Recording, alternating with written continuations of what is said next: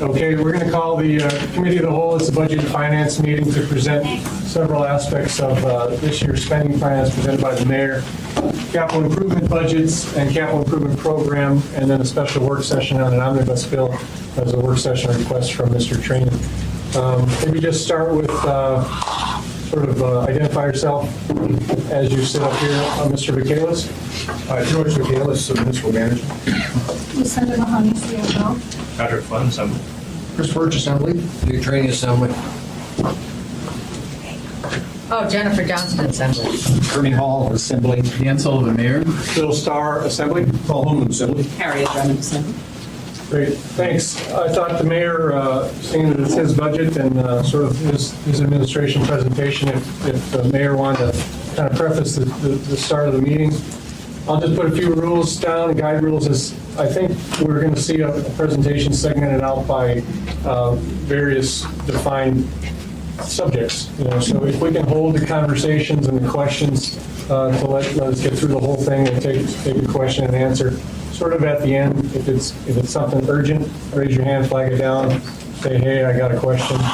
My meetings are typically a little bit more informal so that we get the information we need, but politeness always works as well. So, Mayor, you got a few words? Yes, thank you, Mr. Chair, and thank you, Assembly members, for your indulgence and your time and attention to probably the most important thing we do every year, which is look at next year's budget and start our planning process. This has been, as we've kind of indicated for several years, the year at which some very, very tough decisions would have to be made. If you reviewed our 6-year fiscal program over the last several years, 2013 was the year where expenses and revenues probably have their largest disconnect. And so our job is, of course, is to put forth a balanced budget. And the initial budget we prepared was based on revenues that we know we have, or best estimate of revenues that we will have from all of our various sources, whether it's bed tax or automobile tax or tobacco tax. And then, of course, we make up the difference with property tax within the tax cap. And for 2013, it's clear that expenditures exceed revenues under the traditional model by about $30 million. So our first task was to meet with every department head and then have them analyze ways to find savings to help us meet that $30 million gap. We then took a look at what were the possibilities for additional revenues being, I guess, more non-traditional, particularly in light of what the legislature did in this last session with capping the ability of the... Sorry. I'm trying to see the, Yeah, okay. Yeah. I just don't want to talk over you. It's trying to, with the ASD now being capped on the amount of property tax they can collect, what happens to that extra revenue? Can it be used for general government? And under the assumption, as we've always said, that there is just one tax cap, so that money can be allocated either to general government or to the school district. And if there is indeed capped, that capacity for revenue does exist. So we asked our departments to look at Alternative B, which would utilize those revenues, restore services in some areas, and it's the budget that we're proposing, but it takes a policy call by the Assembly in order to enact that. So it couldn't have been our first choice because we don't know that those revenues are truly in front of us until the Assembly does make that decision. So I think as we go through department by department, and Lucinda will lead the discussion from this point, but you'll see that in either case, it is a challenge because, going from a $30 million deficit down to an $18 million deficit, well, it's still an $18 million deficit, and it does require significant changes within departments, and we will continue to do as we've done in the past to find efficiencies. We're not just looking to cut to meet our budget requirements, we're also looking at ways to do business better as we have for the last several years, and those efficiencies are paying off. And we're going to continue literally every year to try and do business better. So with that, Mr. Chair, I'll turn it over to the CFO, and she'll start walking us through the details of the budget. Thanks. And we're supposed to be getting copies to support our slides here. And for the record, Ms. Gray Jackson's joined us. thank you, Mr. Chairman. Okay, so first of all, what I would like to explain is what we will be handing out, and it's being printed as we speak, and it will be here momentarily. So first of all, what you will receive is a handout of the presentation, everything that we're going to show you today. Secondly, what we are distributing is based on the meetings that we had with some of you earlier this week. Questions were asked. We do have responses to those with a lot of supporting detail. We emailed that this morning, and additionally, we will be handing that out. Oh, actually, we did not email it. Sorry. We didn't plan to. So we will be distributing that in terms of a handout. And then the third item that we will be handing out here soon is what we will be submitting as the detailed S version, which is the details associated with Plan B. If you recall, what we submitted to the Assembly as an introduction item was Plan A. So we will give you Plan B today so that you can use it as your reference document. And then we would suggest that you use the Plan B document to make the amendments. So we will have that in front of you here shortly, but we'll go ahead and start on the presentation, and then you can get those documents. So what we'll do is, first of all, just go through really clearly the difference between A and B, and then enter into the policy discussion of the revenue options. As you know, we cannot spend more than the revenues, and so this group needs to make a decision about the revenues so that we can then determine how much we can spend. After that, we'll go into a discussion of each of our significant departments and the reductions that are incorporated both in Plan A and in Plan B. And then we will conclude the general government discussion with the overall 6-year plan. So we'll look at both Plan A and Plan B. And then lastly, we'll have a high-level discussion on the capital program and what that entails for 2013. We plan to discuss the enterprise budgets next week. An additional work session has been set up for that. So today we're going to just focus on general government. Lucinda, in the audience also is Andy Clary and Amy Dembowski. Is there anybody else from the VAC here that I missed? Also valuable resources both for us and the administration, as that budget advisory committee is available. So listen up. Thank you, Start.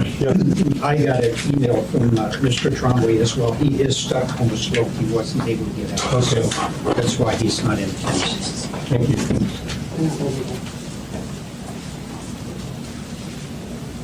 Ready? Yeah, all right. You'll soon have the handouts. Okay, so Plan E. In Plan E, as the mayor indicated, we were significantly limited by our revenues. As a result, it forced significant reductions to our services in order to balance the budget. The detail that you see in your budget book in regard to the department reconciliations, and all of the support for those reductions is what is in the budget book. In regard to Plan B, the detail for that is on this handout that you will soon receive, as well as the documentation in this presentation today. The documentation in the presentation is going to be much easier for you to read and understand, because the S version has a whole bunch of increases and then decreases, and you'll need to add them together in order to really understand what's going on in the department. Dennis Wheeler, our attorney, told us that we needed to present it that way. It is more complicated, so I would just encourage you to focus on the presentation to understand what the real impact is. In regard to Plan B, what we are suggesting is that we use $13.5 million of additional tax revenue that cannot be used by the school district as a result of SB 182. 12 million of this 13.5 would be used for general government ongoing operations, and then 1.5 million would be collected in form of taxes to have as a contribution to ASD in regard to the potential that they have relative to their student enrollment. And I know that this group listened to the presentation from Chad last week, and what he had indicated is that over the last 5 years, there has been a difference in their basic need based on student enrollment of about 1.5 million. And so this is a reflection of what the school district had requested. And so we are proposing that what we do is that we tax for that in 2013.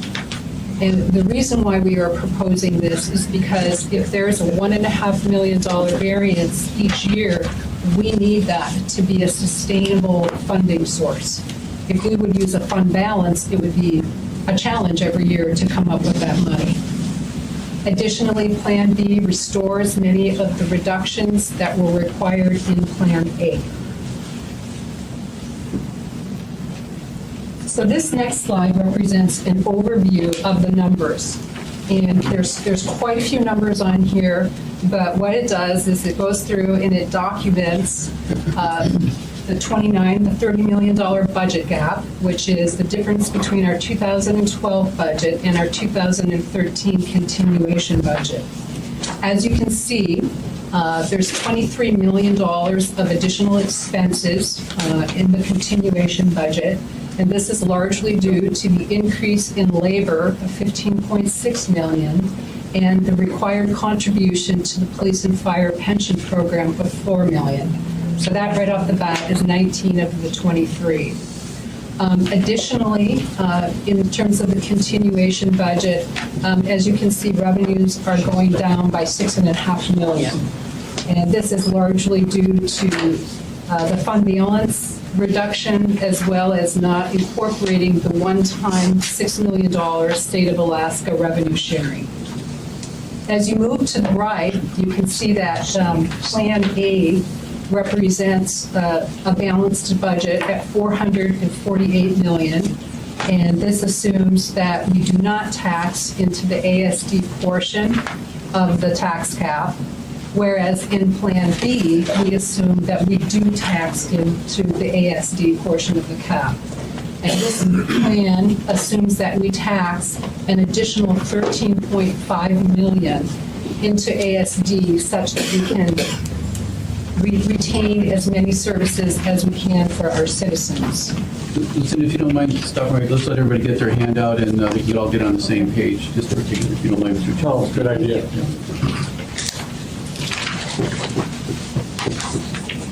Thank you.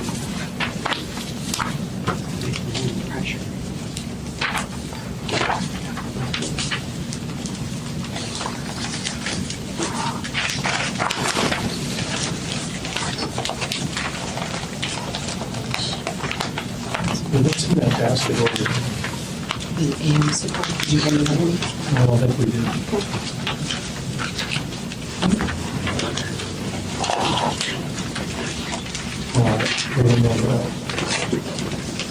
Laser now. I know, I have a laser. Do you have a laser? I have one in my office, I forgot it. I think it's fading. Oh, you bet. Thanks.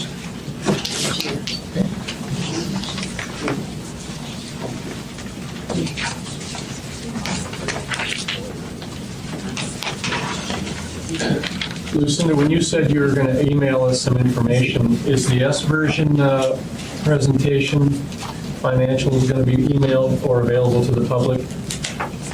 In regard to the detailed attachment that we can certainly email this to you if you would like as well. And how about available to the public to review? We can make it available to the public, yes. Yeah, I think that would be under in the finance department, same as for where the budget's posted. Yes. Thank you. I think we're ready again. Thank you, Okay. Mr. Chairman. Yeah, me too. And there are more packets coming. And for the record, Ms. Oceaner's joined us.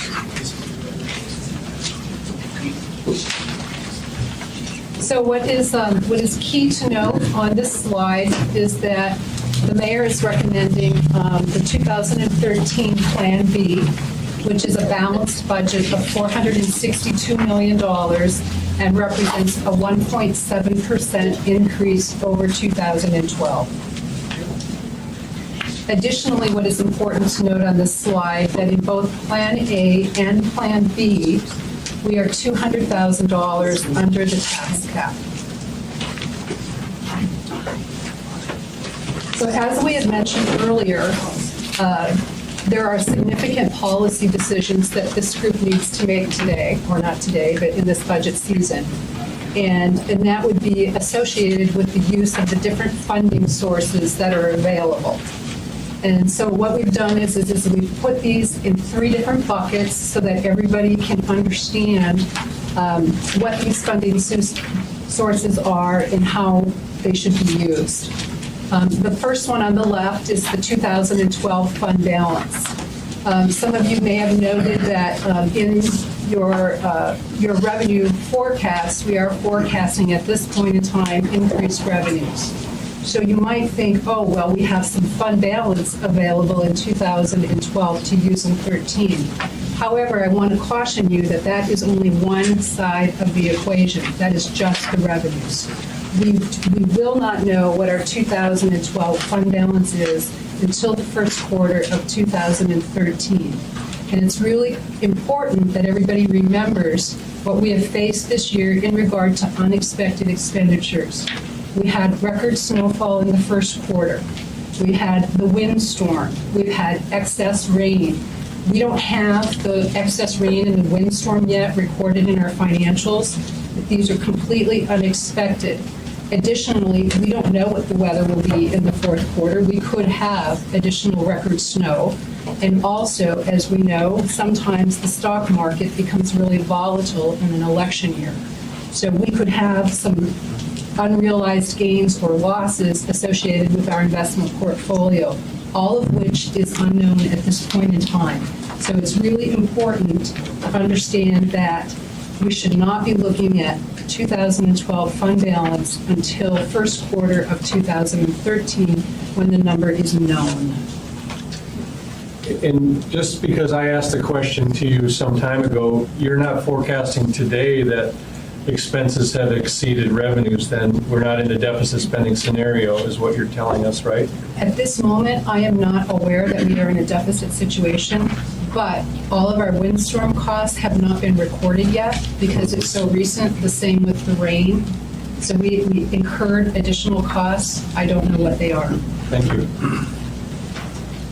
In regard to the second bucket in the middle, in the past, we have talked about the $7 to $8 million of over-collection of ASD property taxes due to SB 182. And Mr. Starr, submitted a resolution for discussion on this topic for November 12th. So I just wanted to point that out. To interrupt, it's actually on the agenda for the 23rd. Sorry, Okay. It's on our next meeting. Okay. So it's, Okay, correction on the slide. yeah, it'll be discussed at our next meeting unless we do something else. Okay, so this is a topic for you to discuss, but the whole point in the discussion here is to recognize that it's very important that you understand that this is one-time money. And in order to stay structurally balanced from a financial perspective, it's important that one-time funding be matched with one-time spending. And so the mayor has developed a list of recommendations that he believes should be considered in regard to how this money should be spent, and that's on the next slide for your consideration. And then to the right is the discussion about the 2013 tax cap realignment relative to the school district taxes.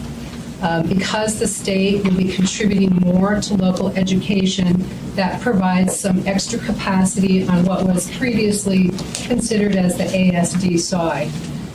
Our calculation indicates that there's $13.7 million of additional taxing capacity. And this would be a one-time opportunity for this body to make a decision about how to use that funding or those taxes. If you choose not to use it, we lose it. It would be a permanent reduction of the tax cap. It's also important to note that should you decide to go into the portion of the ASD funding, what it would represent is sustainable ongoing revenues that would enable us to be structurally balanced.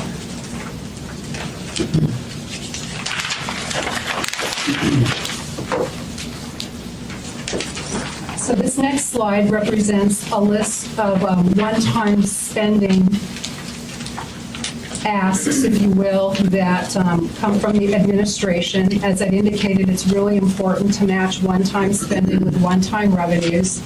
The first one on the list is Fund 181, the Building Permit Fund. As most of you may recall, this fund has been in a negative fund balance ever since the mayor came into the office in 2009. And its negative fund balance status grows every single year by approximately $800,000. And so our suggestion is that a portion of the $7 to $8 million could be used to restore the fund balance in the building permit area.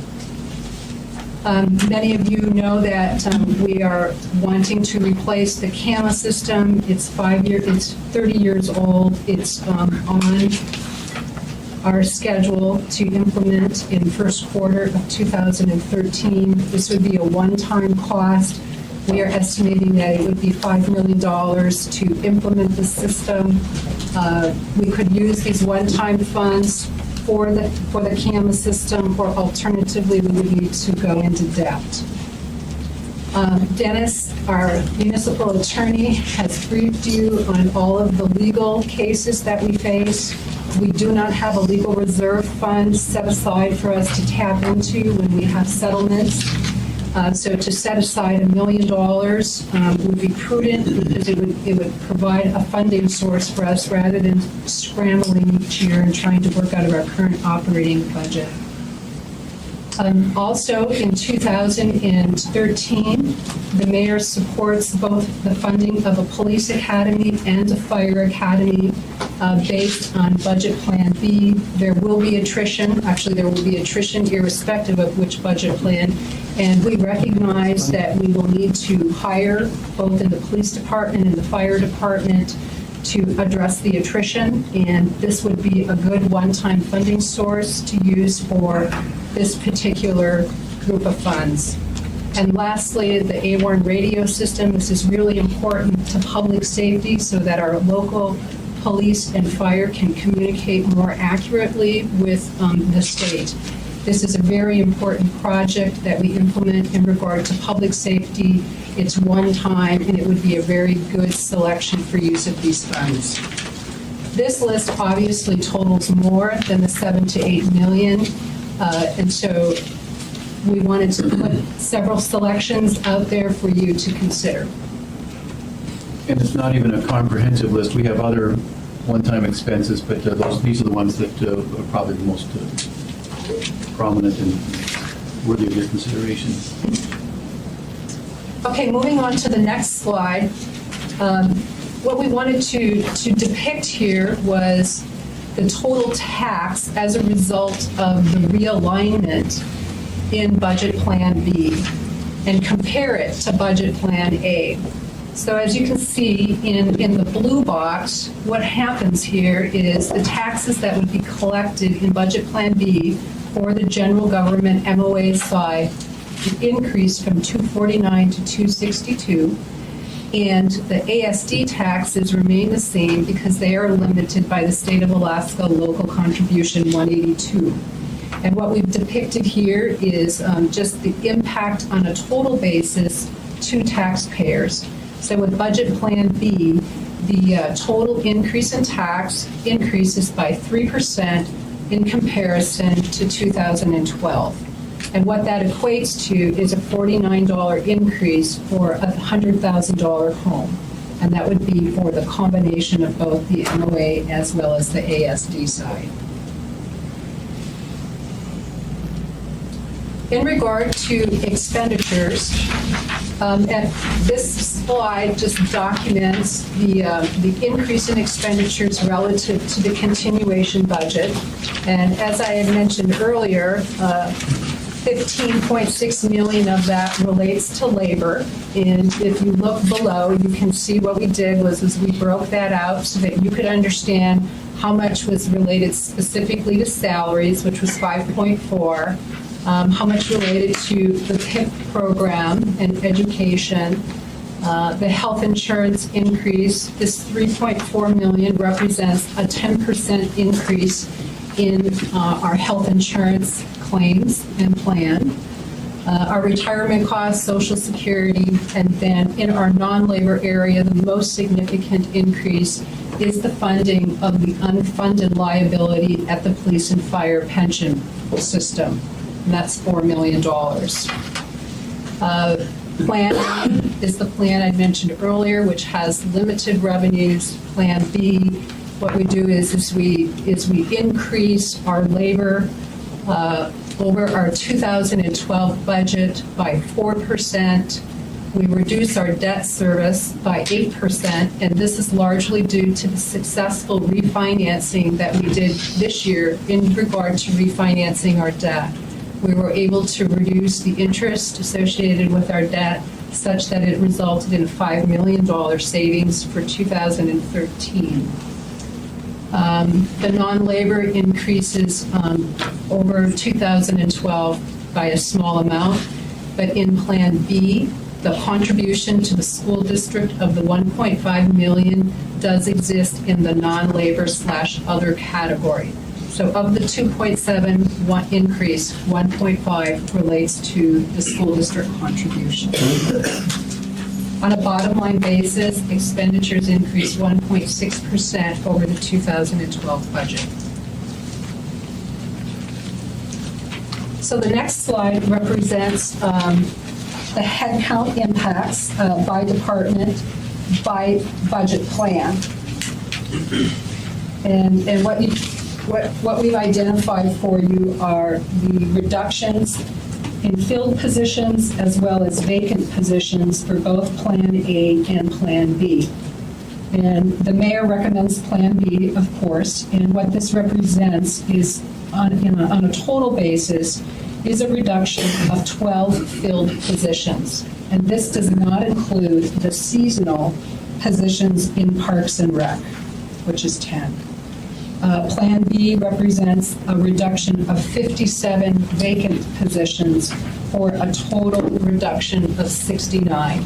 And what we've done here for your ease in understanding is we've identified it by department so that you can see what our plans are. And we will go through the service impacts associated with these reductions on the next slides when we talk specifically about each department. But I just thought this would be a nice place where you could see the whole picture together. In regard to revenues, the 2012 first quarter budget is $413 million in revenues. In regard to getting to the Plan A, what we need to do is consider that we do not plan for the one-time State of Alaska revenue sharing of $6 million. We did plan for additional property taxes of $7.5. The auto tax revenues are increasing, so those increased by 1.7. The Misa is expected to increase by 1.7. This is largely due to MLMP placing SPP in service and their net asset value going up. The economy is improving here, so we have seen an upside in our hotel motel in 2012, and we are projecting that to increase as well into 13. And then our PILT is going up largely due to the PILT associated with Aurora Housing on base. Can I ask a question about the Fire Island Wind Farm and the impact on the local taxes for the Fire Island Farm? Well, that would be incorporated in our assessed value numbers at the end of this year, and so that would be incorporated, and I don't have a specific number for that.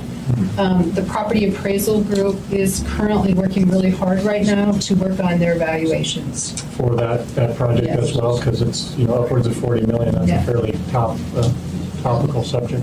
Thank you. Sorry, go ahead. The ambulance increase? Yeah, sorry. We had talked about holding questions, Debbie. I probably violated You made that. me jealous. 7 times now. So if you're going to violate it, let us violate it. Well, It's your choice. I'm just going to mark it down. I want to talk about ambulance fee later. That's fair. Okay, and what I would like to point out is I know Mr. Trainee made a request specifically to talk about the fee adjustments. Yep. And so on the spreadsheet here, that has the detailed line item information. What we can do is we can use that as the reference for each single fee. We didn't include them on the slide because relative to a $413 million budget, they're really small. But we can go through and talk about those on a line item basis. They begin on line 14 of the handout. The only difference in regard to revenues between Plan A and Plan B is what we've talked about in regard to the additional $13.5 million for the ASD portion of the CAB. Additionally, the service area out at Eagle River Parks and Rec recently met and limited the capital contribution to their fund, so we took that reduction of $400,000 in these revenues. And then in Plan A, or in Plan B, we do add back bus routes. So when you add back the routes, you add back the fares associated with that. So that we end at a $435 million total revenue number. So now we're going to begin our discussion of individual departments and the service impacts to the departments. And the way we have this set up is we've identified, for your reference, the 2012 budget up at the top left. We broke that out between labor and non-labor. Immediately to the right represents the 2013 continuation budget, which is then followed by Plan A as well as Plan B. And then, obviously, what we've identified is the reductions for each plan. So in the police department, Plan A incorporates a $6.5 million reduction, and Plan B incorporates a $2.6 million reduction. So in Plan B, we assume that we will reduce the budget by the 19 vacant positions that we currently have in patrol, detectives, and internal affairs. We do not reduce our new recruit number of 29. We keep those. We want them to stay on. And in the non-labor area, we're taking a reduction of just under $400,000 out of a $24 million budget. Additionally, what's really important to note with the police department is that we do plan to have the police academy in 2013. And what we've done is we've assumed that we will have some of the funding come from the forfeiture fund. And if you'll recall, that's a separate fund. It consists right now of about $1.5 million. We had a recent ruling from our municipal attorney that indicates that we could use the forfeiture funds for this type of an expenditure. So that's what we have incorporated here. Keep in mind, as we showed on the previous slide, the one-time monies from ASD that we collected in the spring could also be used for academy purposes. The next department is the fire department.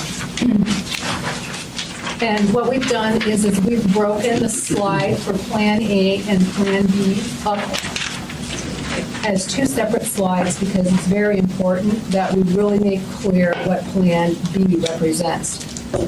Plan A basically indicates we'll reduce our vacant positions, and what we would do is reduce our overtime and shut down close Station 15 in Southport and Truck 11 in Eagle River. And then when the SAFER grant expires in May of 2013, we would reduce the firefighter staff by 11, and then additionally reduce $600,000 out of the non-labor budget of $26 million. But the mayor supports Plan B, which is the next slide. You know, over the past few days, the administration has been working very, very diligently and very hard with our fire chief to come up with a plan that enables all of our fire stations to remain open. And we believe we have developed a plan that will enable us to do that. And what that does is in this plan, we still take the 10 vacant positions that go away or that are above the minimum for the SAFER grant. But what we do is, in terms of what's different here, is instead of closing stations in Plan B, what we'll do is we'll just take certain apparatus out of service such that all of our stations stay open and only these two pieces of apparatus are impacted. And what they are is Tender 9 and Truck 11.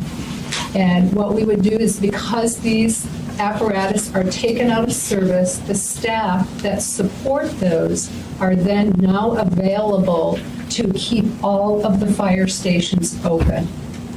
We would not reduce the firefighter positions when the SAFER grant expires in May of 2013. And then additionally, in terms of the non-labor, of the $26 million in non-labor, we would have a reduction of $434,000 here, and a large portion of that relates to the fuel that is not needed for these two apparatus. And I guess we do need to have clarification on that, because what you said is different than what's on the slide. And I guess that's, What did I say? You said that you would not reduce after the SAFER grant by 11. Which closes. That's why there's no numbers. This is copied from the previous slide. they're saying there's zero money here. Yeah, and we would not make that reduction. So that's I guess I why would it's assume if it zero. wasn't going to make a reduction, it wouldn't be there. Okay. Right, that's why it's And zero. just for clarification, what's your proposal in this regard for Station 15? Station 15 stays open. This is a zero. And Where is what- Station 9 based, or Truck 9 based out of? Dick, good question. If you look at the next slide, Up here, down here was a SAFER 15. Well, she just said Station 15 stays open. So they took it out of B, but they didn't take it. They moved it on that basis. Yeah. so what this slide does is it provides for you a map, first of all, of each of the fire stations, and then it also identifies the equipment that is at these fire stations, as well as the call volume associated with each piece of equipment. And so what you can do is you can see, for example, at Station 9, which is the bottom middle, there is an engine, and it had, in 2011, it was called out 1,095 times. There's a medic that was called out 1,700 times, and there was a tender that was called out 143 times. So this graph provides a utilization record of the apparatus and how much it is called out. So the decision to place Tender 9 out of service was based on an evaluation of its utilization as well as its geographic location to fire hydrants. And so, if we want to, we can go into a pretty detailed discussion about this. George Michaelis has had a lot of discussions with the fire chief about how this can work such that we keep all stations open. Bill, can I ask a clarification Yeah, on the I think you slide should clarify it. And the question? BAC should listen up, because you're going to get assigned a task on this one too, so thank you. I know that Truck 11 has been called out to the Chugiak Volunteer Fire. Where are the numbers for the equipment that is used in the other part of the municipality? Why doesn't it show any calls or the equipment ever going into the Chugiak Fire Service area, which is part of the municipality? Those numbers, there are total numbers, so that would be inclusive of Chugiak call-outs as well. You're certain, George? Yes, I am. Because, okay, I got different information. All right. Thank you. Additionally, in regard to the fire department, we were asked questions about the ISO rating. And we did some research, and we are just providing some factual information here for your consideration. I know that there was concern that we could potentially impact our ISO rating if we close stations. However, we are not planning to close any stations, so this is not significant, but we still wanted to present this information because it was asked of us. First of all, we just wanted to point out that the ISO evaluation and rating is based on 3 factors. The first one is alarms and dispatch. That represents 10%. The water supply and availability is 40%. And the fire department overall organization and ability to respond is 50%. Anchorage is currently rated 2, with 1 being the best, 10 being the worst. And we had our ISO rating within the past few years. And according to the website, they go several years before another ISO rating may occur. Also, what we did was to be really conservative and to make sure that we do not negatively impact premiums for homeowners, we looked at what could potential impact be. We talked to State Farm, and State Farm does not use the ISO rating at all in regard to establishing their premiums. It should be noted, State Farm is far and away the largest insurer of homes. Yes, State Farm says that they use an evaluation process that is much more detailed and much more associated with the specific piece of property. They look at the specific losses within a zip code, the owner's history, and the distance that that home is from the hydrant or a station. Additionally, we talked to Allstate to get an understanding of what was the criteria that they use for home premiums. And Allstate indicated that they do not change the rating unless it exceeds 5. But they also focus very much on the individual property, such as the location, the past losses of the property owner, as well as the credit score for the property owner.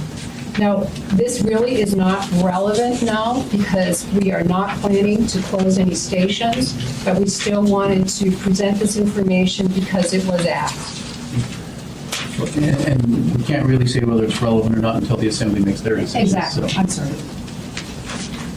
Bill, I've got one question relative to this. I think it's appropriate, go ahead. Cascading. In here, in this plan, I was looking at cascading. How is this going to affect the cascading on the fire stations relative to people not showing up? You're still going to use cascading? Under this plan, it basically calls for putting out of service 2 apparatus, 1 tender and 1 truck. It's based on staffing? It's based on staff. Thank you. Thank you. So Mr. Starr, at the end, we'll be able to. Yeah, I think we should come back I have to a it. whole and- series of And it questions. may be appropriate to do it by department, Thank you. Lucinda, so it doesn't get too far away, so. Your call. You want to answer a few or take notes is what I would assume. It's up to you, Yeah, Chair. why don't we do fire right now, and I think it's going to be easier to be relevant to the questions. So, Mr. Trainee, you had some concerns early on. I'll come back. Okay, we're going to deal with fire questions now, but the expectation is that you provide the answers to us within, say, the next week or so. I don't necessarily think it's fair to say we need the answers immediately. Some of them have been greatly answered, but is there anybody else that has in the queue? Because I have a couple of questions for staff. Go ahead, Tim. I'm very concerned about Truck 11. And I'm concerned about it because of the geographic situation of the river and the ability of that truck to be able to migrate steep hairpin curves and steep slopes. But I'm additionally concerned because the Chudiak department, if they don't have access to that ladder truck, their plan is to go to Wasilla for a ladder truck. Ladder trucks are expensive for them to maintain. And so it has a definite impact for a large percentage of people in my district if Truck 11 goes away. Wasilla is not a good there's not timely response there. So I think it's a little bit misleading and frustrating that that wasn't taken into account. So I'd like to talk a fair amount about the specifics of Truck 11 and why there's some belief that that won't harm the ability to respond effectively in the river and the steep slopes and in the volunteer department area. And I guess, Andy and Amy, you heard the gist of Ms. Osiander's question, and from the BAC's perspective. And Amy, I don't need to put you on the spot here, but you're not conflicted out on this question, are you? I'm able to provide information. Okay. And through the BAC, we've asked several times for the fire department with no response to some of our questions, but it's Yeah. going down the same line. Well, specific to Station 11 and their ability to respond, Ms. Osiander's question, how much do they use the ladder truck? They put the engine in place in the wintertime and take the ladder truck out, some of that. The reason I asked that question is Amy's husband works for Anchorage Fire Department. There's a benefit in that, but there's also, he works at Station 11, so. Okay, well, I did just this weekend have conversations with people in the volunteer fire department who are very worried about the loss of Truck 11. Incorporate that in your research with the administration in that. I'm interested in not only the ability for it to respond, but how many men or firemen themselves, some are women, of course, but how many staff are we talking about, especially when you see the flexible staffing requests? One more, and then I'm done. No, I think you should go ahead. And it is a staffing question. Before, the department has always said, we're working towards 4, we're working towards 4. We're working on 3.6 or 3.7 per truck. And so I've been doing a little bit of research, and if it means keeping that truck, I think we should seriously look at lowering the staffing for the truck, to keep the truck there. And I've got some national comparative information about staffing, and I'd like to have that discussion before we make any decision to get rid of the truck. And that's part of my question as well phrased, I think. I'd like the BAC and conjunct with the fire chief or some of the union representation, wherever the information is best gotten.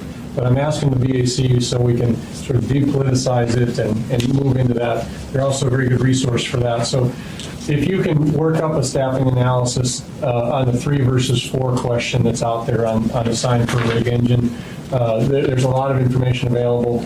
How it would potentially, I know the ISO rating's not that, but you have a large 50% combination there on fire.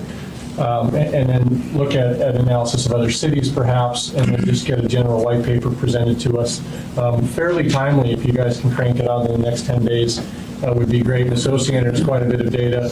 I would imagine that the fire union representation here with Rod Harris has a lot, and then just perhaps break it down. But it's going to need to go farther than just Station 11. You're going to have to look at the impacts for the early question, Ms. Osiander, on Station 11 in particular, but the more global question on, in my interpretation, of what 3 versus 4 would do citywide, a help or a hurt. So, go ahead. If you're going to ask BAC to do some of this, could you also research as far as I think it's what's called the Kelly shift? Sure. Versus a straight 8-hour rotating shift, and what would the effects of that be as far as saving some of these? If that's something that could be thrown into the mix. And I guess what you're going to have to make the premise right now is some of this is collective bargaining agreement stuff. Right. So the reference to the collective bargaining agreement areas, however, I'm not sure we threw away the key when we talked about what's an appropriate discussion for that. Administrative letter comes to mind, or assembly request to look at that from that perspective. So, Mr. Trainee, go ahead. Sure, because has BAC looked at Plan A or Plan B yet? Or do they have I don't know that information for us? specifically they have. I haven't asked them to do anything yet. I know that they've been here for all the sessions that we have been, so how would you like them to look at? I just don't know if they've looked at it yet. Not in a formal meeting. I'm sure they're waiting for direction from us. At least I want to thank the administration for coming up with this new plan, because I was really concerned about Station 15 being shut down, the response time, so you solved that problem. Seems like it. Have they, not they, I guess it's you, you have that summary sheet that's A versus B and some of that longer depth one. Is that just incorporated in this presentation? Do you anticipate handing that out as well? I can hand that out, and I have it because I use it, because it's my one pager for the whole budget. But you need to understand that it is only a service impact document, and it does not have $10,000 and $20,000 budget alignment items, so Okay. you can't tie it on a bottom line basis. Mr. Michaelis wanted to make a comment. Yeah, if I could just in general terms. I would say. So if you looked at everyday staffing, you have 14 engine companies, you have 5 truck companies, you have 5 tenders, and you have 9 ambulances. As a general rule, an engine company has to have a minimum of 3 people on it. As a general rule, they have to have 3 people. A truck company, as a general rule, has to have a minimum of 3 people. As a result of bargaining, the past administration, had agreed to, at any given day, having either a combination of trucks and/or engines or both, with 8 of them with 4-packs on it. So, on any given day, you either have 8 engines, or you have 5 of the trucks and 3 engines, or a combination thereof with 4 on them apiece. Each ambulance has a requirement of 2, of which 1 has to be a paramedic. And your tender has 1 person on it, and that's the engineer. He's an engineer. If you look at the makeup of either a truck company or an engine company, what you'll find is an engineer and at least 1 firefighter. If it's the rig that's been chosen to be the rig that makes up one of the 8, where you have to have 4, then you'll have an additional firefighter on it. So that's how the staffing is as a general rule throughout the municipality. And then if you look at the map, you'll see how those apparatus are deployed throughout the municipality, whether how many trucks are in a particular station, how many engines, ambulances, tenders, etc. So that's just as a general rule. Now, what does that mean staffing-wise? Well, if you're looking at just fleshing out those particular trucks, you're talking about trucks and engines and ambulances, you're talking about 97 folks on a shift at a time to make the bare minimums. And then if you add on to that your battalion chief, also your medic supervisor, your training officer, you bring it up to about 105 per shift. So just as a general rule, just so you understand what we're talking about that's out there that we have to maintain. Thank you. I'm with you, and I think there is some of that information that would be helpful to have as a historical presentation. Ms. Johnston, go ahead. I'm sorry, I had one more question I'd forgotten. With both the police and the fire, as far as the non-labor, is there any flexibility? I mean, it seems that we're going 400,000 out of 26 million, or is this something that maybe the BAC could look at to see if there's other savings in non-labor versus labor that I mean, are we on a schedule of replacement? Is it, what makes our non-labor as high as it is, and is there any flexibility? I think clearly if you have an interest of maybe moving amendments or looking deeper areas, you may want to take them up one-on-one and have them report back as a general question. I talked to the clerk earlier, a question for one becomes an answer for all, so clearly if you can package that and get it to somebody and then distribute the ansers that are Right, but because you sort of said to the BAC, this is your baby to sort of do some research, and you have some That's a legitimate question. yeah. I think that's fair. Knowledge base there. Other more global savings in non-labor areas is what Ms. Johnson's asking for, to add to that list as well. And I have a labor-specific question. Mr. Birch and then Mr. Holman had a question. Did you have something to say, Chris? I did. A concern for me for some time has been the labor contract requirement for 4 to an engine when, I've heard as high as 80% of communities of similar size to ours have a requirement of 3. It seems like it should be a management right, and if you're in a position of limiting, limited resources, that you ought to preserve that, that ability to flex, certainly to keep stations open. My question to the chair for Mr. Michaelis would be, you indicated 97 positions required at a basically at a four-person rig.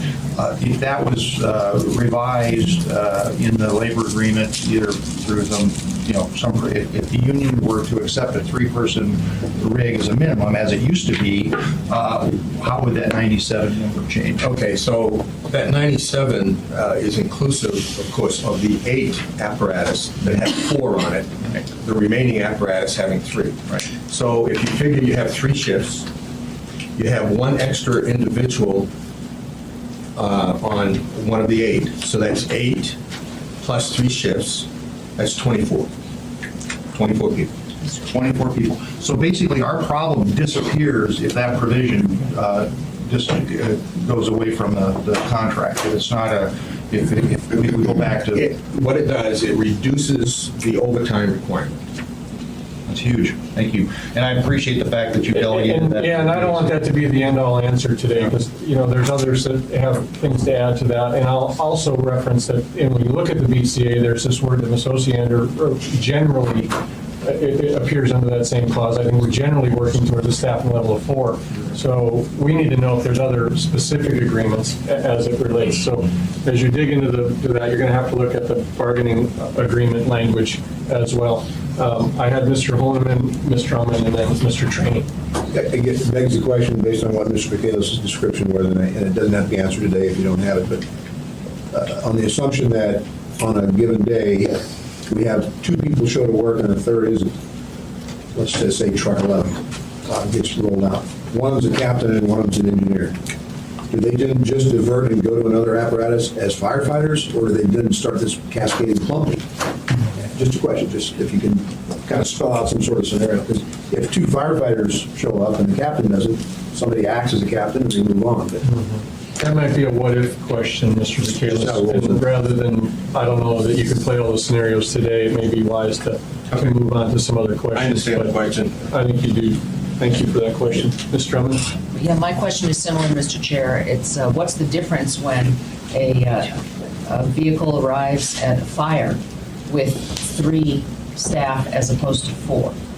It's my understanding that the a crew of 3 cannot enter in the structure that's under that has an active fire, because there aren't enough of them to stay outside to support the ones that are inside. Okay. And I'd like an explanation of that at some point. I can do a real quick one, and if you want a more detailed one, we'll try to put it in writing. So quickly, this protocol is followed by the fire department. If it's a known structure fire, then it's not just one engine company showing up. It's multiple engine companies that's going to the scene. But let's just assume that we're dealing with one station only for right now. So from that one station, you're going to have at least an engine company, and you're going to have an ambulance go.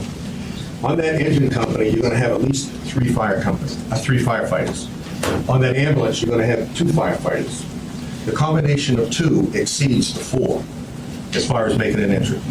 So now on the ground, at that fire, you have an engine company with 3, you have an ambulance with 2.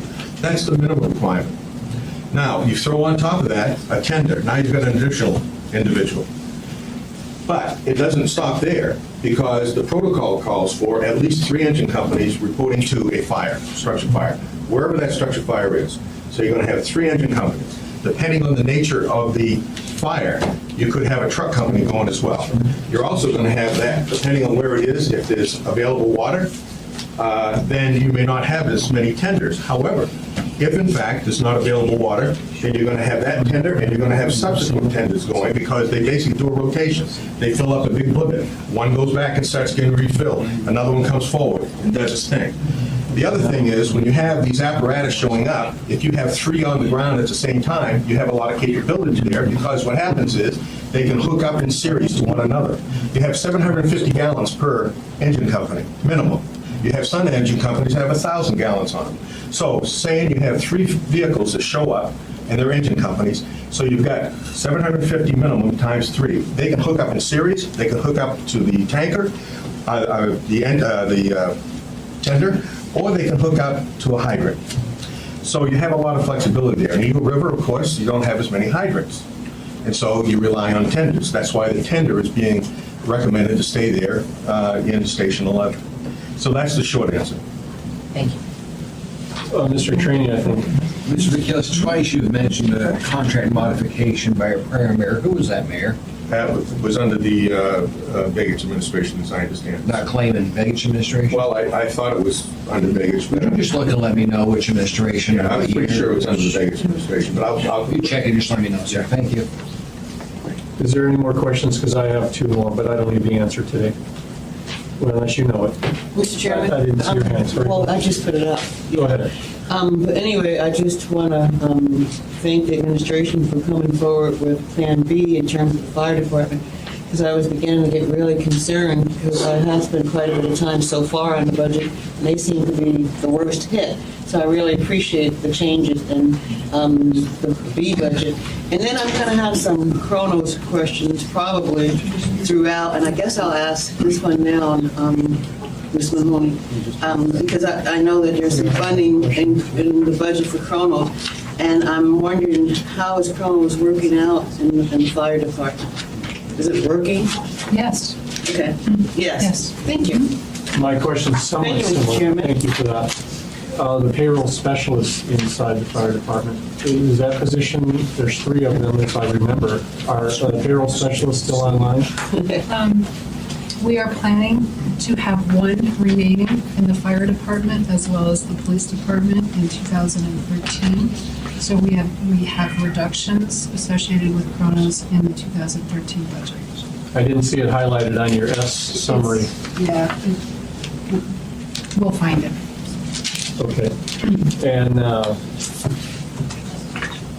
think I had, the question technically is that the ladder truck still becomes a resource that's available in Eagle River? You're not selling it or anything like that? It's just that... The vehicle remains. And you could staff a ladder truck with 3? You can stuff, yes, absolutely. Okay. Relative to that, are they going to do maintenance to make sure that truck is ready to go at any given time? Just like we do our other reserve fleet vehicles, yes. And I guess I visited that station, Mr. Cheney. Your urging was to do that. I didn't visit set 15, but I visited that. And some of the captain's speak was throughout the winter, we oftentimes take the ladder truck out of service and put in a different engine company because it's a more versatile truck in the snow and the steep terrain. If they're going to depend on it being there, I just want to make sure it's maintained, so they don't pull up and find it doesn't work. No, they're good at that. There's warm storage across the street. You know, I have those same concerns with our ability to That's fine, as swift long as water it's there. rescue. So we'll have that, hopefully with some of the BAC response as that. So if you can also look at the staffing needs for our swift water rescue, Mr. Vacalis, the swift water rescue staffing in the summertime and not just the reduction in the engine companies as it relates to that, but our ability to provide global service. And then finally, my question would be if there's a more formal relationship between the Chugag Volunteer Fire Department and that in an arrangement that could be done for backup support. I've heard from both parties that if the engine companies clear out the fire station in Eagle River, Chugag automatically moves staffing over there. I would just like to make sure that we know that that's happening. And we either pay them for it or respect their service opportunities to help with this problem. So if you can... Okay. Well, right now, we pretty much have a mutual aid agreement between the 2 departments. Is it written down? I'll have to go and look at them. Just more of the answer. Stack of them, I'll see if that one's in there. By more of the answer by next week. Sure. Mr. Trini, also to deal with the request at this point now, you were fairly firm about having the department heads I speak. still have the department head here, but he's not here. I saw him leave at 9:15. So, Well, the global discussion was more about staff contribution, and they've got a job to do as I well. want every department head here as we go through their budget, sir. It's just easier. Well, I don't know that, and I'm not going to debate you with it now, whether that can be accommodated. He already said it's not going to happen, so there's no point in talking about Well, it. is there? they work for him, so I can't overrule that either. But do you have a specific question for the fire chief? Because we can get the answer. My correction related to response time to Station 15. That's no longer an issue. Okay, so My concern was the ambulance response time within that area, because we shut 15 down, it doubles the response time. Okay, and I guess not to push it any further, but the issue, you want the fire chief here to ask him that question, or Yes. what? I asked a question in 2 other meetings of him. He was supposed to have it here.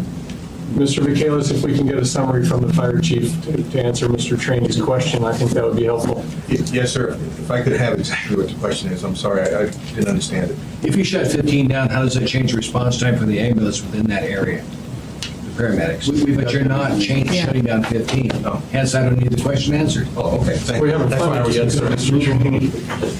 Mr. Honeman? I guess related to the fire chief or any of the directors, in the past, we've had, through a couple budget cycles, we've had the department heads here. Why are the departments not? They were not your last budget cycle, sir. Yeah, they weren't actually, and I just want to say, we've got unique circumstances here for a lot of different reasons. We've got A and B this year, which we've never had before, as well as, Ms. Mahoney's staffing level.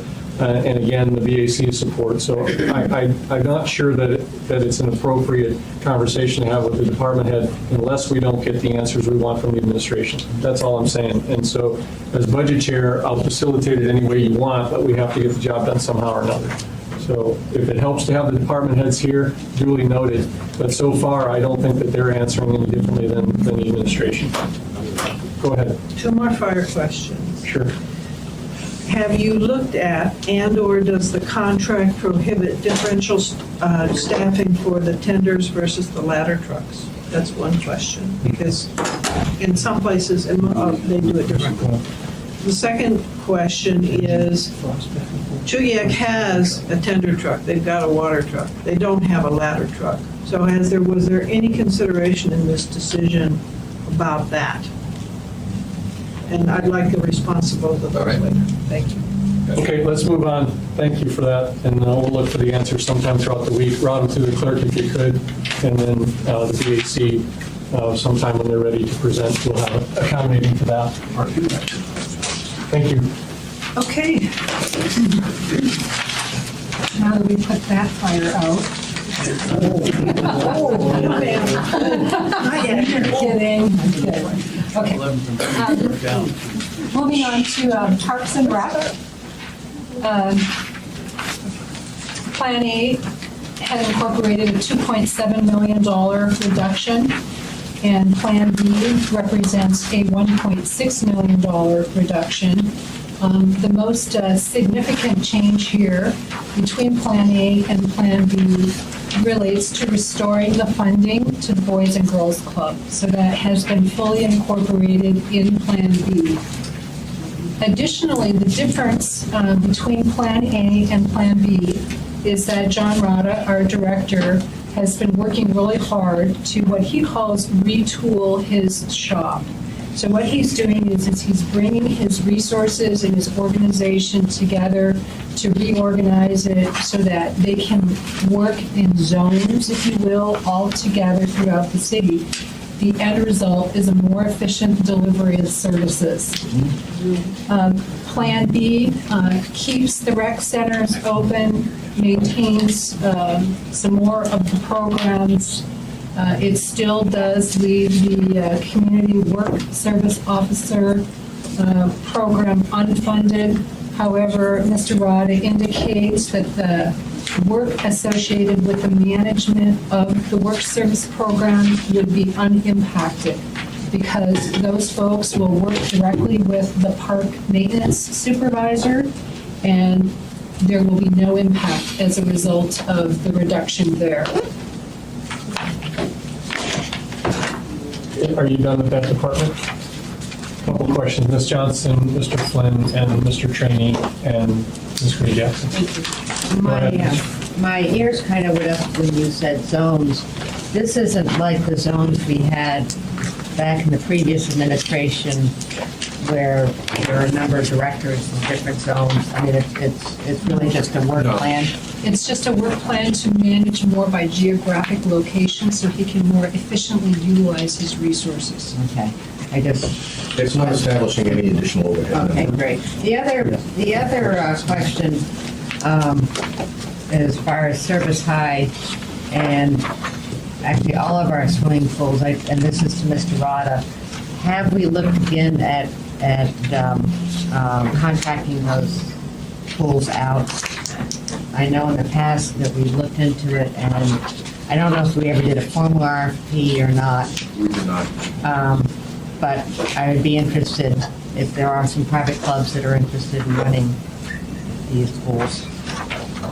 We're willing to take another look at that. A couple of years ago, there was a very impassioned plea by different groups called Swim America and others, and they were willing to start taking over programs. And John, quite frankly, never really heard from him again once it came time to really start discussing what that responsibility would entail. So, anyway, thank you. Mr. Flynn? Thank you, Mr. Chairman. Cinda, I know we have some moving targets here, so I apologize if somehow I got lost.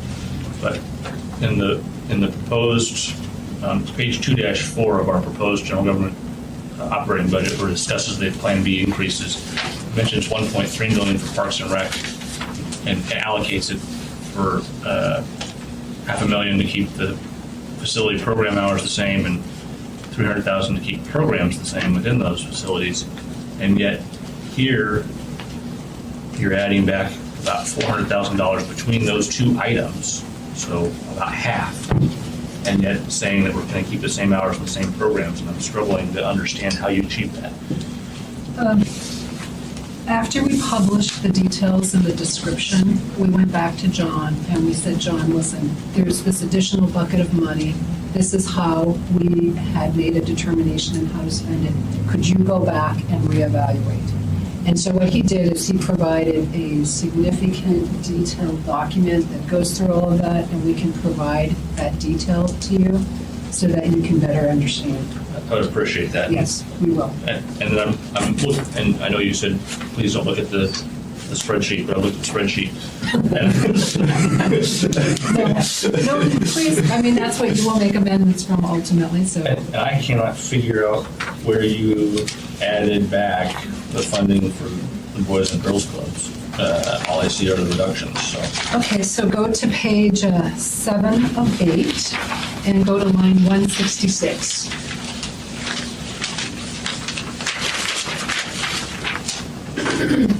Okay. And that's supposed to offset the, And what that does, if you read the description, it offsets line 113 and 114.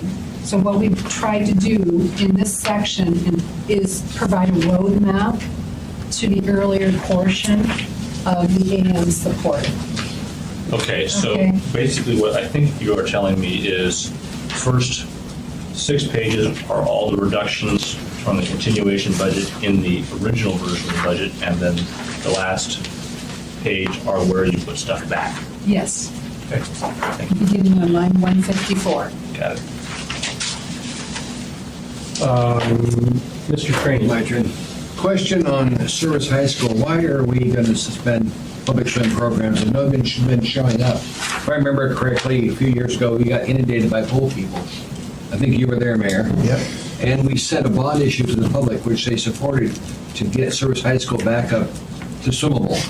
So has nobody been showing up for it or No, it's been what? showing up. Look at the numbers. Because I know they're going to come and complain, and I want to be able to tell them at that time when nobody's been coming. Yeah, the statistics clearly show that that is by far the least used pool in our system. Okay. I just remember when they were all there, I think we turned a couple hundred out that all had their little swim badges on, and we're all going to go swimming. And they were going to take over programs and manage pools, and et cetera, and it just didn't materialize. Thank you. Ms. Gray Jackson. Thank you, Mr. Chairman. First off, Mr. Mayor, I'd like to thank you for reinstating money for the Boys and Girls Clubs at both Northeast and Mountain View. I went over to Northeast the other day, and it was just so pleasant seeing what those kids are doing and being there, knowing that they were going to be funded for next year. So thank you very much. And my question is, Campfire, when you look at Campfire in the budget book, it says $30,000, and I'm not clear, is that all they're going to get, or is it? If their allotment was 120,000, it goes to 90. Okay, so it's a 30,000 reduction. Correct. Thank you, Mr. Mayor. Thank you, Mr. Chairman. And just to context a little bit on why we first had looked at the Boys and Girls Club, just in case people had missed it. You know, as we know, the state granted us $4 million to purchase Waldron worked Lake. hard on that. Yeah, and we felt like having $4 million in the kitty would allow them to sustain programs at those two facilities. And as it turns out, that is tied up in litigation, and we're clearly going to maintain our commitment to the Boys and Girls Club because of that. Right, I'm very familiar with that board meeting. As much as I know everybody. Thank you. Any other questions on Parks and Rec? Because I have a couple. I think they can't fire reps, it's costing more money this year. Ms. Mahoney, can you give us a breakdown on the Parks and Rec contribution to the director from the Eagle River Parks? We, in years past, when Mr. Brada resigned, or he split his duties, can you tell us how much Eagle River's portion of his salary is that, and make sure we still have a appropriate use there? There may be a day where we need to rehire a director for our Parks and Rec. The other thing, and more of a policy statement, and I guess the mayor, you talk a lot about those programs, Boys and Girls Club, and some of that the Boys and Girls Club in the Eagle River, for example, is self-sustaining. Their programs stand alone. Isn't your grant motto to move some of these folks into more of a grant application program, or are you retracting on some of that strategy? Well, it is a grant to them. It works as a direct grant. But one of the differences, of course, we own that facility, and so we feel like we have an obligation, just like with the Spenard Rec Center or the Fairview Rec Center, to provide sustainable support for it. It's essentially our rec center being managed by a nonprofit. And I guess I was speaking to the grant funds that are routed now through the mayor's office, used to be the manager's office, where there's a formal grant application program for others that want to have city support for their programs. And so in that regard, can you tell us, did everybody apply, or do we have under budget funding for your current grant program? It's in your, I know Mr. Michaelis, you're active in it, Mayor's Choice. I think the allotment that we had for grants has pretty much been satisfied.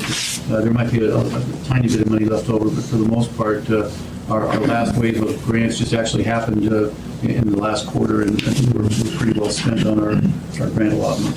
Well, the idea that the ski programs, the junior Nordic programs, the ski programs, they can stand on their own, I guess, maybe with a few dollars to help run races, but, I guess I see it inside the line item budget, but, how do you become fair when your priority is, Boys and Girls Club, and yet you have others that you can't fund? Sure. What we do is, at least what we've tried to establish is a very comprehensive process where in their grant applications, they give us very detailed information about who they're serving, what other sources of revenue they have. And what we've tried to focus on is youth.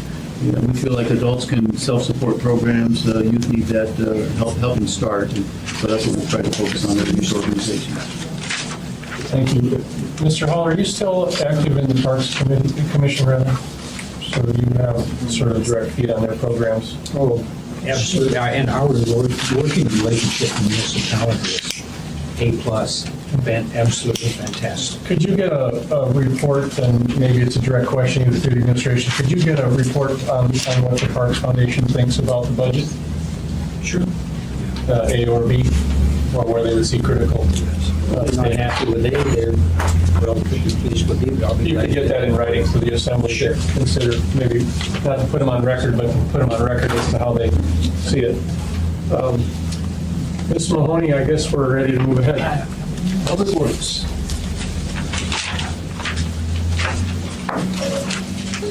Okay, moving on to the next department is Public Works.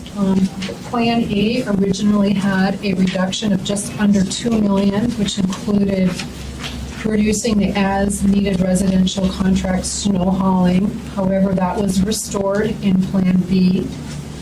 Additionally, the department director has looked at opportunities to just be more efficient in regard to the use of his seasonal part-time positions, better management of overtime, to reducing the rain garden program and miscellaneous supplies and professional services. So we've restored back 500,000 of that, however.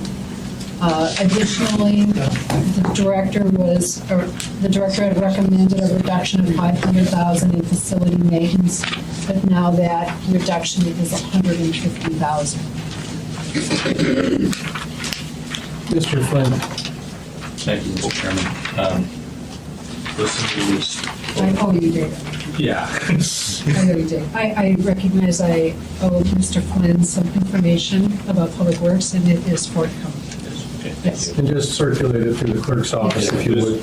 Just for edification of the body, that the 6 seasonal positions that are going away are like pothole patrol and chip sealing and that sort of stuff, and I'm just curious about the impact. Thanks for asking that question. Ms. Gray Jackson. Thank you, Mr. Chairman. Ms. Mahoney, I thought that the rain garden program was funded with a grant, totally grant funded. We requested the department heads to provide us with reductions that were not funded by grants, so we will go and we will double check that. I suspect a portion of it may be operations, but we will check that and get Thank back you very with much. Thank you, Mr. Chairman. I have a couple of questions on it, and Mr. Buchanan, maybe you can answer this one now. There was a time when the state wasn't as forthcoming with reimbursements on some of our invoices. There was a disagreement about some of the pricing and streetlight repair that we do on behalf of the state roads, that kind of stuff. Are we getting better in the requests from the state to help us with their burdens? And Yes, we are. so that topic's not an issue for additional revenue that could be put in the department? Any time that we see that there's a discrepancy, we go forward and challenge it, and so far, we have not met with any type of negative response from them. They've made us whole if we've got our data together. Okay. Hence my irritating question every time. Well, that's we can gang up on. I had a question, not so much for answer today, but the administration perspective on what the CH2M Hill report spoke about as it relates to consolidation of maintenance facilities and some of that fleet discussion that was in that report. If there's any interest to implement that in this budget cycle year, and if so, what you think you'll get out of that CH2M Hill report, why you're not, and then where that falls into what we can do to facilitate that.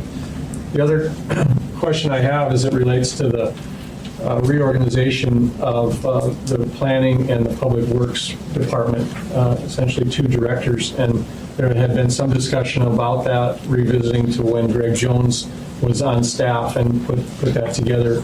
If you could tell us the pros and the cons of looking at a more consolidated, streamlined facility. I see community development is next, but my point is two relatively skilled directors. Do we need to some of those organizational questions as to what's working well and what's not working well, both on the public works side, and I'll have the same question on community development, which I won't ask, but if you see consolidation of that alignment of work, and if so, what would it save and what would it help, and some of that, the general report. Mr. Michaelis, you're probably qualified with input from your directors to answer that question for me. Thank you. Thanks. Anybody else have questions about Public Works? You'll let us know if we go in deficit spending on their budget, would you? Required to. Thank you. Within 30 days, Mayor, so. All right, moving on to community development. In the community development area, there were no changes between Plan A and Plan B. And the reductions that are proposed are to eliminate, and I'm not going to read all of them, but to eliminate some of the vacant planning positions, some of our senior planners, our long-range planners, and really reduce the amount of time here. One of the key things, of course, we're adding a position under this plan, a new plan reviewer, so that we can better serve the building community. There's 3 people in the queue. Was there more to add, Mr. Horn? Mr. Flynn, Ms. Johnson, and Mr. Horn? Thank you, Mr. Chairman. I appreciate your answering my question. What you seem to be telling me here is we're not going to fill the transportation planner position, and we're going to have other planners sort of toss in a few hours here and there to help out the remaining transportation planners? Yeah, the other planners will absorb the work of the transportation planner, and their time will still be charged to the grant, such that the grant is still full and the savings exist on the tax side. Well, now's not the time to debate, Mr. Chairman, but as somebody who's been working in the AMAX world for a long, long time, that's what this job is, and still learns new things every month, I'm concerned about this one. Duly noted, although my analysis about where there's public works laborers that potentially could interface here, Mr. Flynn, I think there's some value in taking a traffic engineer and sharing the labor. So I Objection to that process? I don't want to debate you, but I think you're duly noted on the comment for sure. And I lost the cue. Ms. Johnson, Ms. Osiander. My concern is about the long-range planning position. It's going to be critical that we do the land use map after we do Title 21. And that is a very precise, high-demand skill. Are we comfortable that with the reduction of these long-range planners, we'll be able to do that and the district plans that are already in place? You can answer that question, I think, later. it makes sense to have that written down. That's along the line of the question I had, so thank you, Ms. Osseo. Was there somebody else, Ms. Gray Jackson? Did you have a No, comment? thank you, Mr. Chairman. I have a question about, similar to where you would see the labor being shared, the impacts if we assume that Title 21 is going to get approved on short order either this year yet or Ms. Osiander leaves. My question on that is where we've seen dedicated labor's significant staff time, now that project will go away. And so in theory, we're really not, what are those people going to do that used to work on Title 21? Redo Anchorage 2020. I would like the administration to tell us how that resource is going to be used. So I don't want to agree to picking up 2020 again for a rewrite, but if you can tell us how much labor you think is going to be freed up for other things, then we can have an expectation on that work plan later on. Mr. Chair. And I just wanted to make sure, this is one department that has fees. You're still going to visit the omnibus bill or the fees impact in the presentation today, aren't you? We can go through that, yes. Because there's quite a few fees associated with this department increasing. On that 2020 plan, there are other communities around the country that are already working on their 2040 plan. And considering how long it took, it still isn't done. I would not make that decision in haste. It was a general comment is all. I didn't I understand, I'm just letting you decide. know what other cities do. Well, if we have labor resources available from Title 21, that's what I'd like to know. Is there any other questions about this department? Other than mine concerning Mr. Michaelis about the alignment perhaps where we can share labor? Thank you. All right, moving on to Health and Human Services. The original plan was a reduction of about $800,000, and now the reduction is $550,000. And the difference is largely due to adding back the funding for the Chugiak and Anchorage Senior Centers, as well as some facility staff in the cemetery position. I know that there were some questions. I wasn't sure she was quite done, but it seems like it. Mr. Trainee, go ahead. Just get. I think she's done. Go ahead. The director's not here, so I'll ask you instead. Isn't the phrase reduced funding for the following programs, youth court, really a misterm? It should be wiped out funding for youth court. Rather than reduced, wiped out sounds like a better term, because we're not funding them completely at all. My question is, has youth court been a failure? Why are we ending funding of youth court? And I don't know that you have the answer today on that, but it's an interesting question on the impact of taking away this funding from the municipality. What does youth court seem to think? How would you best want the answer? BAC could answer that, Mr. The amount of cases have been dealt with, and what's the outcome of the cases? Because this is an alternative to going to court, is youth court, to judge the offenders by their peers. And I remember when we created this. Sure. And I think it's been successful. I'm concerned about it being wiped out. And when you see reduced, that gives the people the indication, well, there's some funding going. That's not the case. Mr. It's Clary? being wiped out. Can you assign some task members for the BAC to look at youth court, maybe go interview them? They don't necessarily get supervised by the municipality staff, so I think the question is a fair one for you. Is Mr. Trainee's idea is what's going to happen to the program and if we pull our funding? It should be noted that we're not the sole provider of funding for youth court. In fact, Ms. Mahoney can probably give you a broader picture, but it's a far, far bigger budget than this. Yeah, I sent you the link, but we're the only six-figure funder. Yeah, I think the BAC, and I think we should revisit that conversation in the future. There's several applications. They're going to come out to budget hearings. I'd at least like to have some answers for them. Good idea. Before we have 20 kids with little tags on their shirts. Mr. Clary, you can join those folks to some sort of roundtable discussion? Yes. Thank you. And I see we're wiping out funding for the homeless coordinator, so do we win that fight? Well, what we're doing is reassigning those tasks within the department. The director, Janet Bittmeyer, Brittany Ketterman, our material now, are going to be picking up those responsibilities. I just wanted to make sure you weren't trying to blame us because we took your homeless coordinator and we appreciate him. Anything else, Mr. Trainee? Nothing. And again, to the department director's question, I thought you had made reference to that. Well, I asked her on Thursday at the meeting, and she indicated she wasn't going to be here. Yeah, did you have a pending question that you're waiting answers on? 'Cause No, my question relates to this. Okay. We can answer those questions. I'm with you on that. Did you have a question? Thank you, Mr. Chair. Yes, I did. Tagging on to Mr. Trainey's, the youth court, and I was around when the Making a Difference program was established. And so my question is, what's the total funding for that program? It used to be like $300-something thousand. Is everything else still in place? Is this the only part that's being cut from that program? Well, it looks like it is, but I'm just trying to... This represents the entire funding that the municipality makes to the youth court. Okay. However, I'm talking about the Making a Difference program, because there are other agencies that have been funded throughout the years, in addition to the youth court, the Volunteers of America, and then the funding for that was given to the state for security. Anyway, it's a big chunk of money, so maybe it disappeared and I just missed that.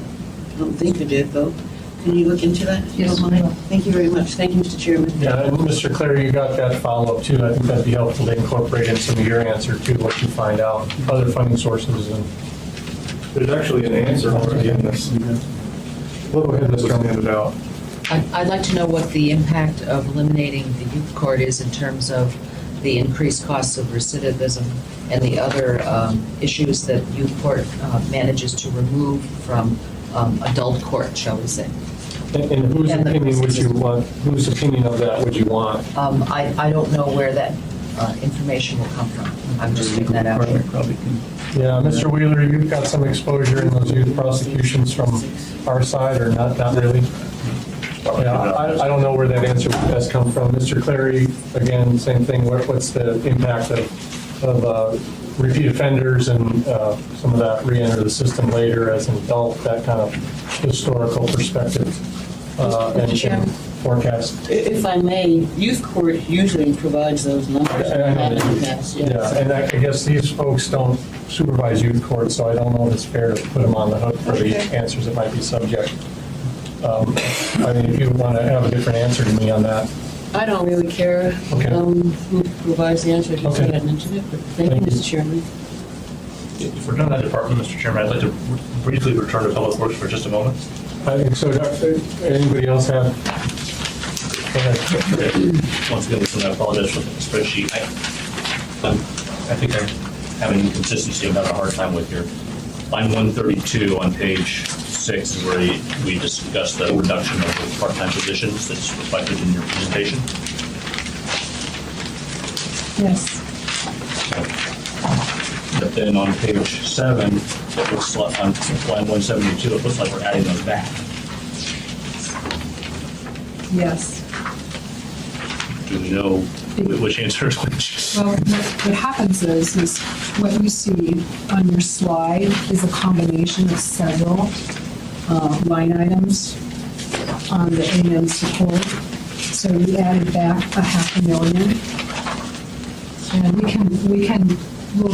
we'll schedule it out for you, okay? Because we did this last night. We'll schedule it out A and B. Okay. Okay. So maybe those aren't. Or maybe I saved you some work. You don't have to give me data anymore. We want you to understand. Thank you. Yes. Thank you, Mr. Chairman. I appreciate the indulgence. I agree. Okay, the next department is the library, and as you can see here, Plan B represents zero reductions to the library from the continuation budget. Plan A had represented some closing of the library, or actually some reduction in the hours of the library and in the branch libraries. But the mayor is not supporting Plan A, he is supporting Plan B. The next slide. I didn't mean to digress back to the VHSS, but when you're talking about the air quality program, which is called the air quality program, we now have real-time data reporting online I assume it's automated and air quality alerts that are more automated now. I saw there's a great link now that shows real-time air quality through municipality online. That program wouldn't discontinue with the reduction in staff. No. That technology is supported outside of the, and I don't know if I need the answer today. Okay, well, we can give you the answer, but the short answer is it does not affect them. And then the Plug It 20 program and some of that grant supported stuff, it's all staying the same. For your information, Mr. Chairman, our reporting requirements under the Clean Air Act are diminishing as we're getting out from under the requirements. Program requirements, yeah. I guess just a public health factor, we don't cut it all the way, but. Right. You see that periodically in front of AMAX as we work to shrink the program to reflect their needs. Yeah. Ms. Gray Jackson, did you have a Thank you, comment? Mr. Chairman. So I'm looking at the library, and it looks like for Plan B, there's absolutely no cuts. Correct. Right? That's really nice. Thank you, Mr. Chairman. We're nice people. Of course, we still have to fund it, Ms. Gray Jackson. I'm sorry? We still have to fund it. Well, I plan to. All right. Hopefully you'll be pleased with the next slide as well. This is the public transportation slide. Plan B recommends 0 reductions in the public transportation area. All right. Go ahead. Ms. Drummond had an observation or a question. Thank you. Thank you for not reducing public transportation, but didn't we make a commitment to the Anchorage Neighborhood Health Center in the first quarter for a shuttle service for the last quarter of the year? And does that continue? Yes, and we currently provide funding for the shuttle service. The shuttle service is in operation, and it is currently transporting about 40 passengers per day. Great, thank you. Mr. Flynn. Yeah, and I don't know if I'm jumping ahead here, Mr. Chairman, but how much revenue are you expecting from the proposed fare increase? It's in our document, and we do have that 700,000. $700K. And it doesn't have to be part of your answer. Was that all, Mr. Flynn? Yeah, I was just curious about that It's piece. line 22. Ms. Gray Jackson, Thank go you, ahead. Mr. Chairman. Just to clarify then, and I knew that there was a fare increase in that document. So Plan B is based on that fare increase, correct? It's a part of it, yes. Okay. Thank you, Mr. Chairman. Thank you, Mr. Mayor. And just to elaborate on that, the Assembly gave us fairly clear direction at first quarter when we reported that we wanted to use some of the one-time revenue sharing monies for the increased cost of the people movers, of fuel costs, and several Assembly members made the strong recommendation that if fuel costs are going up, we should make up for it with increased fares. So that's what we did. Several others. We call it the Drummond Plan, actually. One moment, Mr. Trainee. Mr. How much a Birchwood. ride is this going to be increased? Because as the people are going to come to the 25 hearing- cents. Thank you. It's round paper. Even money, no change. We've been through a lot of those, remember? Some of them we study and some of them just happen. Do municipal employees have a free use of the bus service? They do. Yes. And if so, is there a cost impact for that, or is that negotiated, or is that just kind of because, or? I don't have a lot of buses in my area, and I guess I'm just, You can get on with your That continues, and Is there, what does that cost? University, that's your ID, right? you know, that's an interesting question. I suppose you could say, what does it cost in terms of lost revenues if you were charging those fares, but quite frankly, it's de minimis. And if it helps get valuable employees to work on time, then we think it's a benefit worth continuing. But it's The certainly, use is de minimis, or the? I don't think you see thousands of people from the municipal side riding the bus every day, no. I'm just curious. But I mean, it's worth your discussion, if that's an area that people are interested in. You can ride for free too, Mr. Burge, if you show your pass. Show me badge. I haven't seen too many buses in my neighborhood. I want to mind it later. We'll look outside and pop it around and see where it goes. Ms. Mahoney, maybe you can package the study later on. There was some discussion, and I was trying to do it eloquently or not, at our last meeting, talking about some of the social human service programs that we put through WIC, for example, family planning. The Anchorage Neighborhood Health Center has a lot of overlapping programs, and I guess I'm looking at a budget impact item where you may suggest that they either do it better or our resources could move over there. My understanding is the entire third floor is open of that facility. So, and it doesn't have to be done now. I think the mayor committed to sometime in May that he would look at first off the WIC program, but we have family planning, women's services, all that's an overlapping system. Now they're 2 miles apart. So either a bus link that says, you know, you're better served at Anchorage Neighborhood Health or vice versa would be helpful from a transportation perspective, but also long-term thinking on your budget suggestions would be what I would like. And I don't know if it has to be done right now. If there's that, there may be a few amendments that I'd like to make, but I don't know if it's an answer there, but in your thinking and maybe by May, either mid-year or even by first quarter adjustment. Mr. Trainee? No, listen, I know that the UAA students can show their UAA card and get a free ride on the bus. Do they pay for that service full rate? We just give it free to them? UAA pays both. How much do they pay for it? I can't remember, but they give us X number of dollars, they get X number of passes. That's fine. Just send us a memo that says how much they're paying. Thank you. Your expanded answer to, Mr. Flynn, did you have a comment or was that just a follow-up? No, it's just pretty common practice in communities where the university negotiates for the bus service to provide, you know, blanket coverage for some negotiated rate. 103. And if you remember my earlier question about the CH2M Hill study, this was another department that they recommended, I think, a consolidation in the maintenance or a look-see at cooperative purchasing. But I'm not positive of that because I don't have the study. But if you, as you answer back on the CH2 impacts, I would like you to include these folks. Thank you. So that concludes our discussion of the departments. And our next slide is just a representation. Go ahead. It's more than that, actually. It moves us away from the operating budget a little bit more clearly as well. So what I'd like to do is wrap up sort of the operating budget discussions and things we may have missed. Questions early on, we changed midstream. There was early stuff about financing, funding, Senate Bill 182, that kind of stuff. Do you have questions that you want to ask now? Ms. Osianis?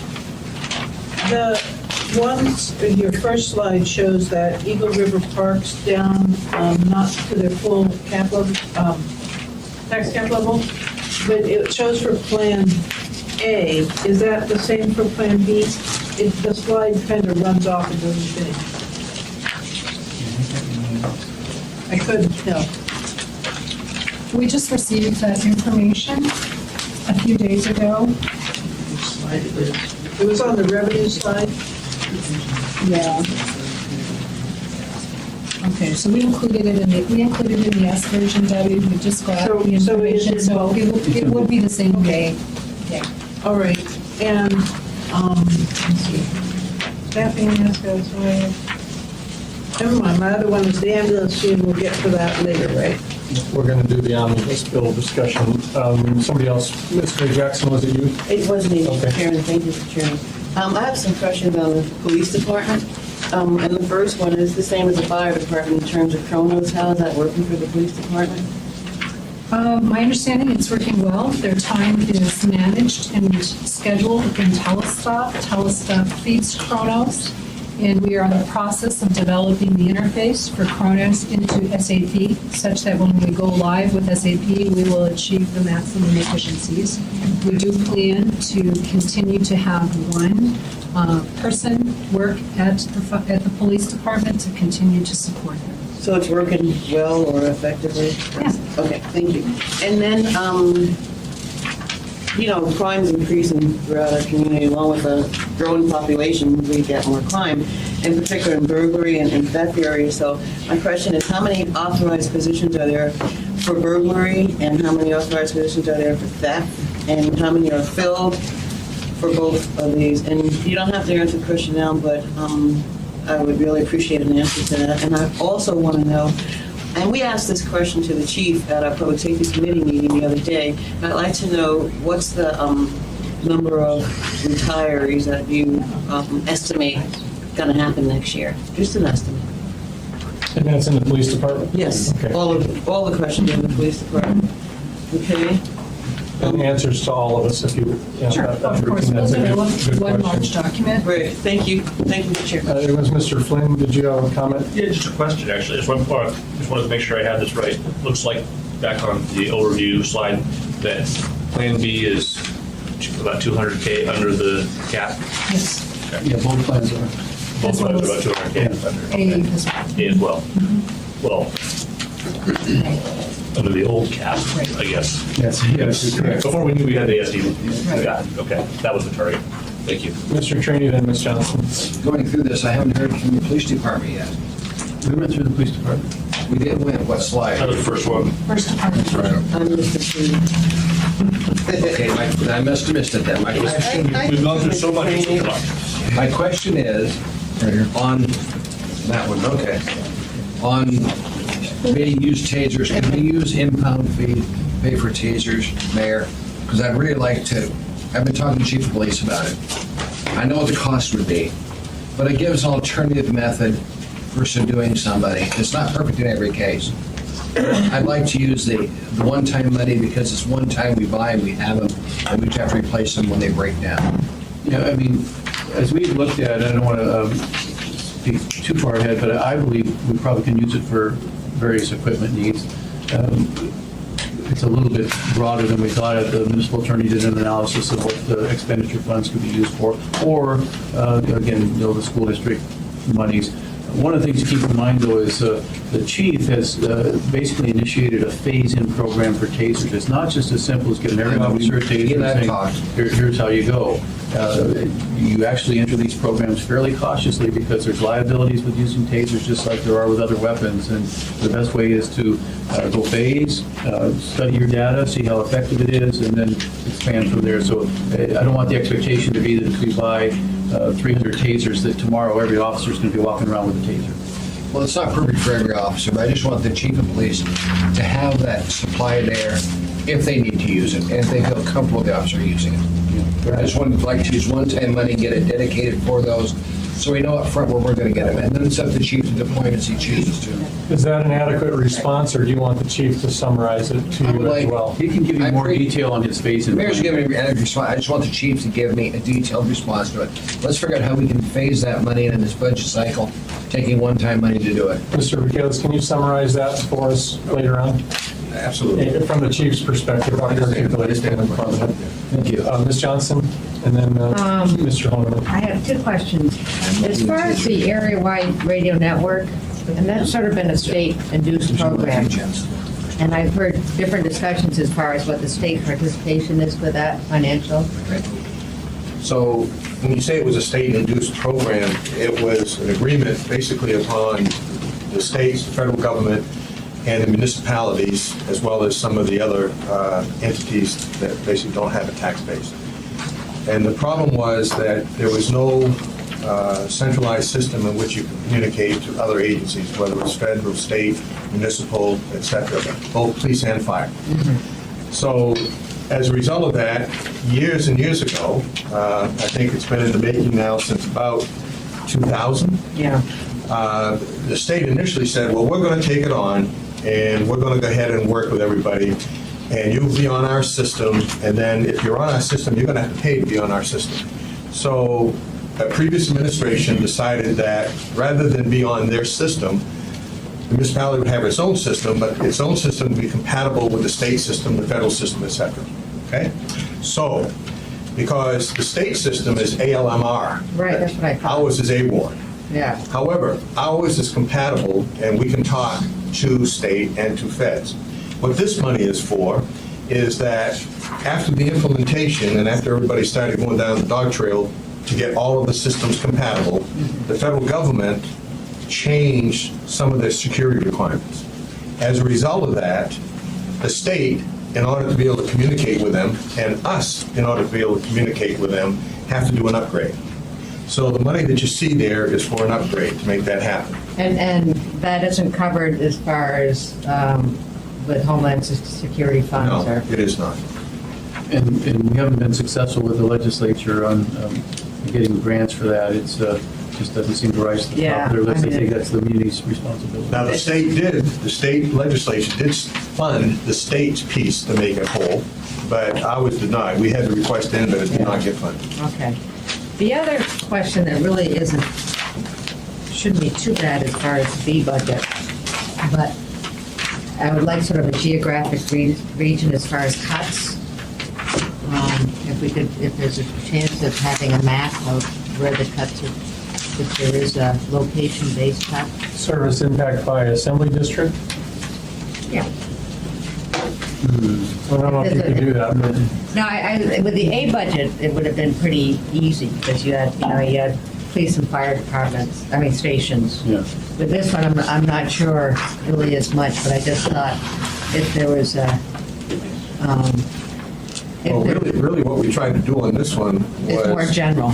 Yeah, and also to reallocate resources so that no one district or anybody else got harmed as best we could. So it really just boils down to 10 to 9 and truck 11. Really. You're being truck 11. I think it's a I know, but I'm 10 to 9. Excuse me, Debbie. Excuse me. It's not all about let's you. move on. Mr. Holman has a question. I had a question, comment, and I may have missed this, I stepped through for a second, but Fire and Police Academy and partial funding, and of course there's a debate whether or not you use forfeiture funds or some of this one-time money. When is that projected in 2013? Third quarter, fourth quarter? It's my understanding from the chief, he would need to begin planning for the academy in the early part of 2013 so that he can start the recruiting process, get folks on board such that they would be ready in 2014 to go on the street. So the funding then would need to be in this budget before the end of the year? Yes. Yeah. Okay, that's my question. One of them. And then the other is this one-time money for A-Warren and the upgrades, and noting, and of course we haven't gone over the capital improvement program, but isn't that a money that we could likely include under the capital improvement on a bond? So here's a decision that the mayor made. We have to be able to start, give a go-ahead for a contractor to start making the fixes and upgrading the system by December, okay? So that we can basically be in line with the state and the federal government. So all of us basically will be in line and be synchronized. In order to make that happen, obviously, you have to award a contract. You have to have the money up front. So what this calls for is basically borrowing the money from ourselves to be able to do that, with the understanding that we have three sources that we could pay that funds back. One would be a legislative grant.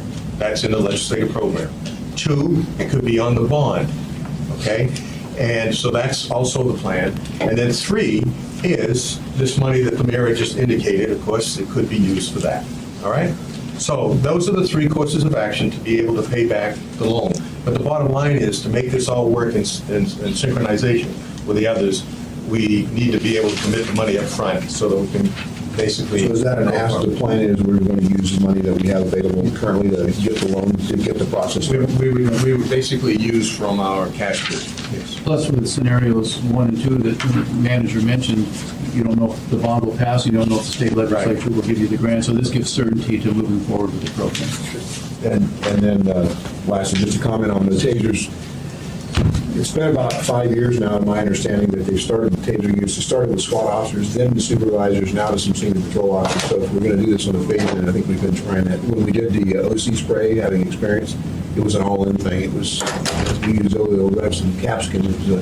Realize it's a chemical, but it's cayenne pepper with, at the time it was petroleum-based, now it's all water-based. So we've been phasing in. So we'll get a picture of you having it done to you. I'd like to see it. Done it before, I'll do it again. we'll get the summary from the chief's plan of action. Mr. Ray Jackson, you had a question? Thank you, Mr. Chairman. Just a clarification, okay? I'm looking at the second page, the third page of the slide. Okay, and it says, use of excess tax capacity, 13.5 million, that cannot be used by ASD. And then the next line says 12 million for general government and 1.5 million for contribution to ASD. So could you clarify that, because it's a little confusing to me? Sure. Thank you. The second bullet that addresses the 13.5, based on SB 182, it defines the local contribution. So they cannot use the 13.5. Right.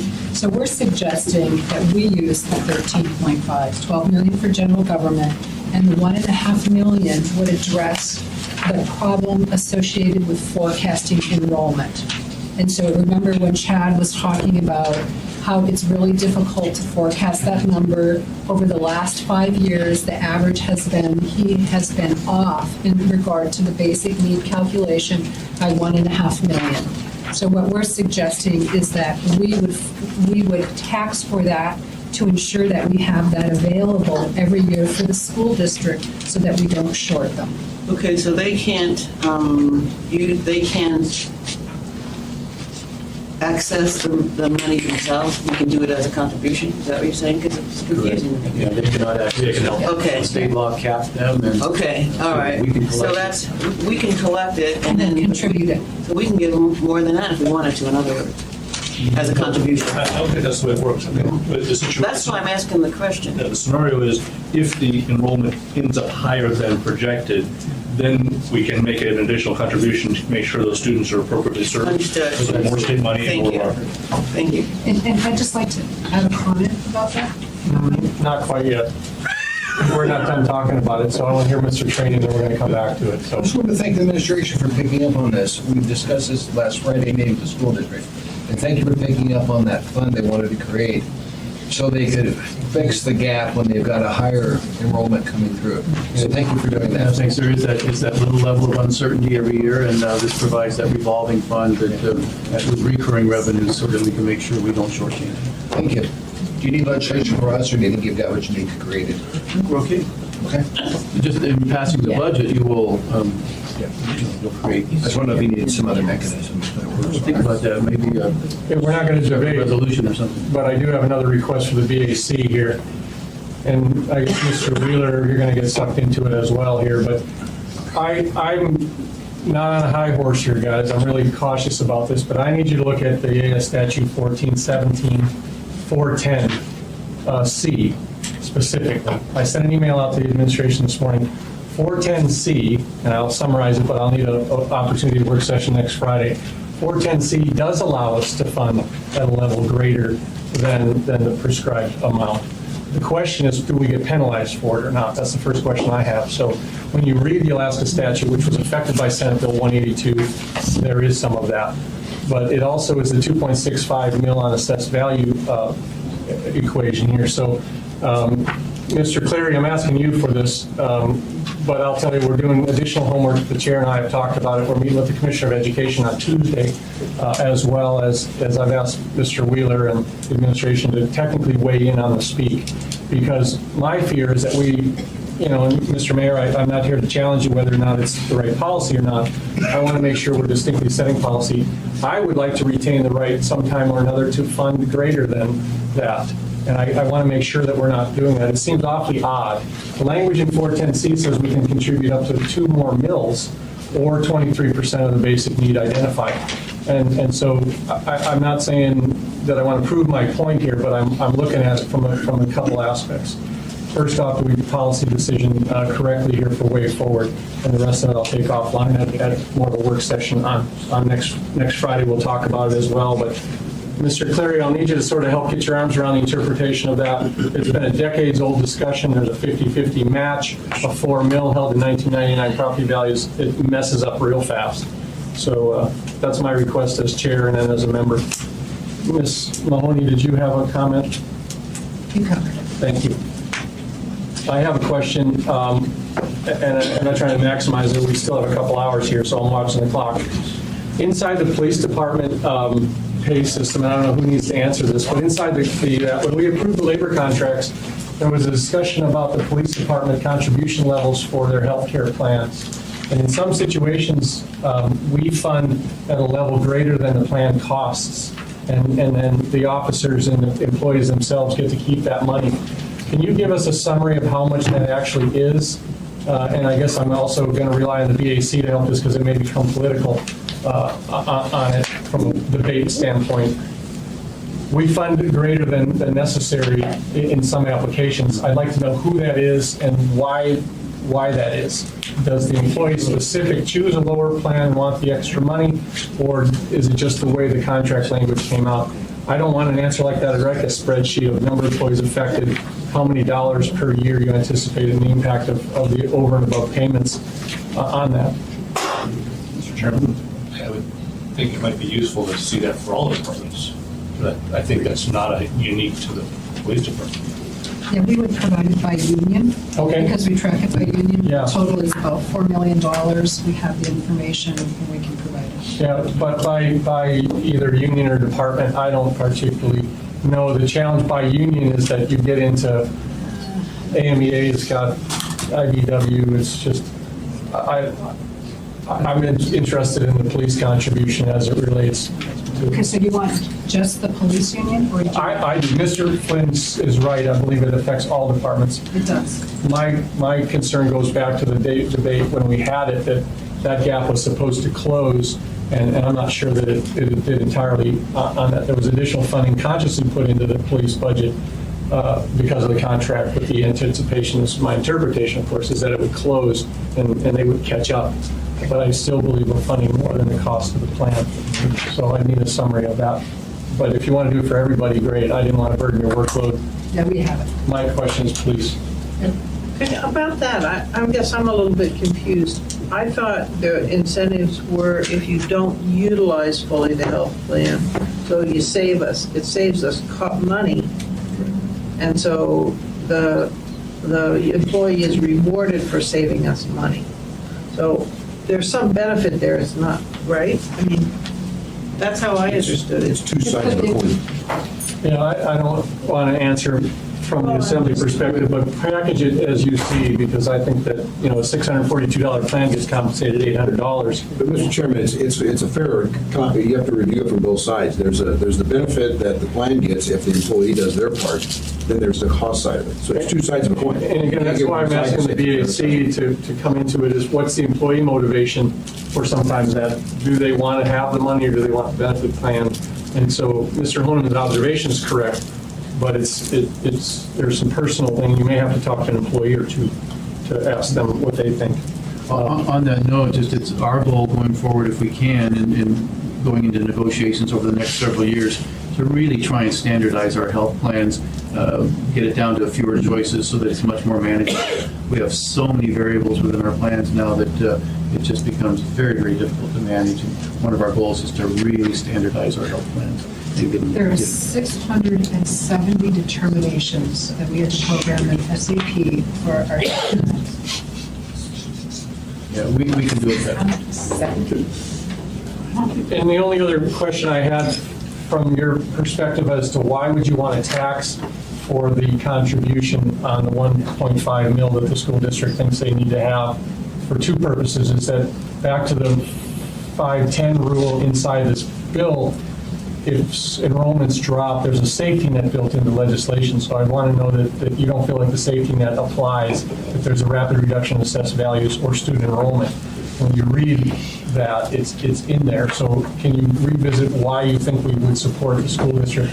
That's one question. The second one is, why wouldn't we use the available money that we tax on their behalf as opposed to taxing in the future? I'm not sure your logic.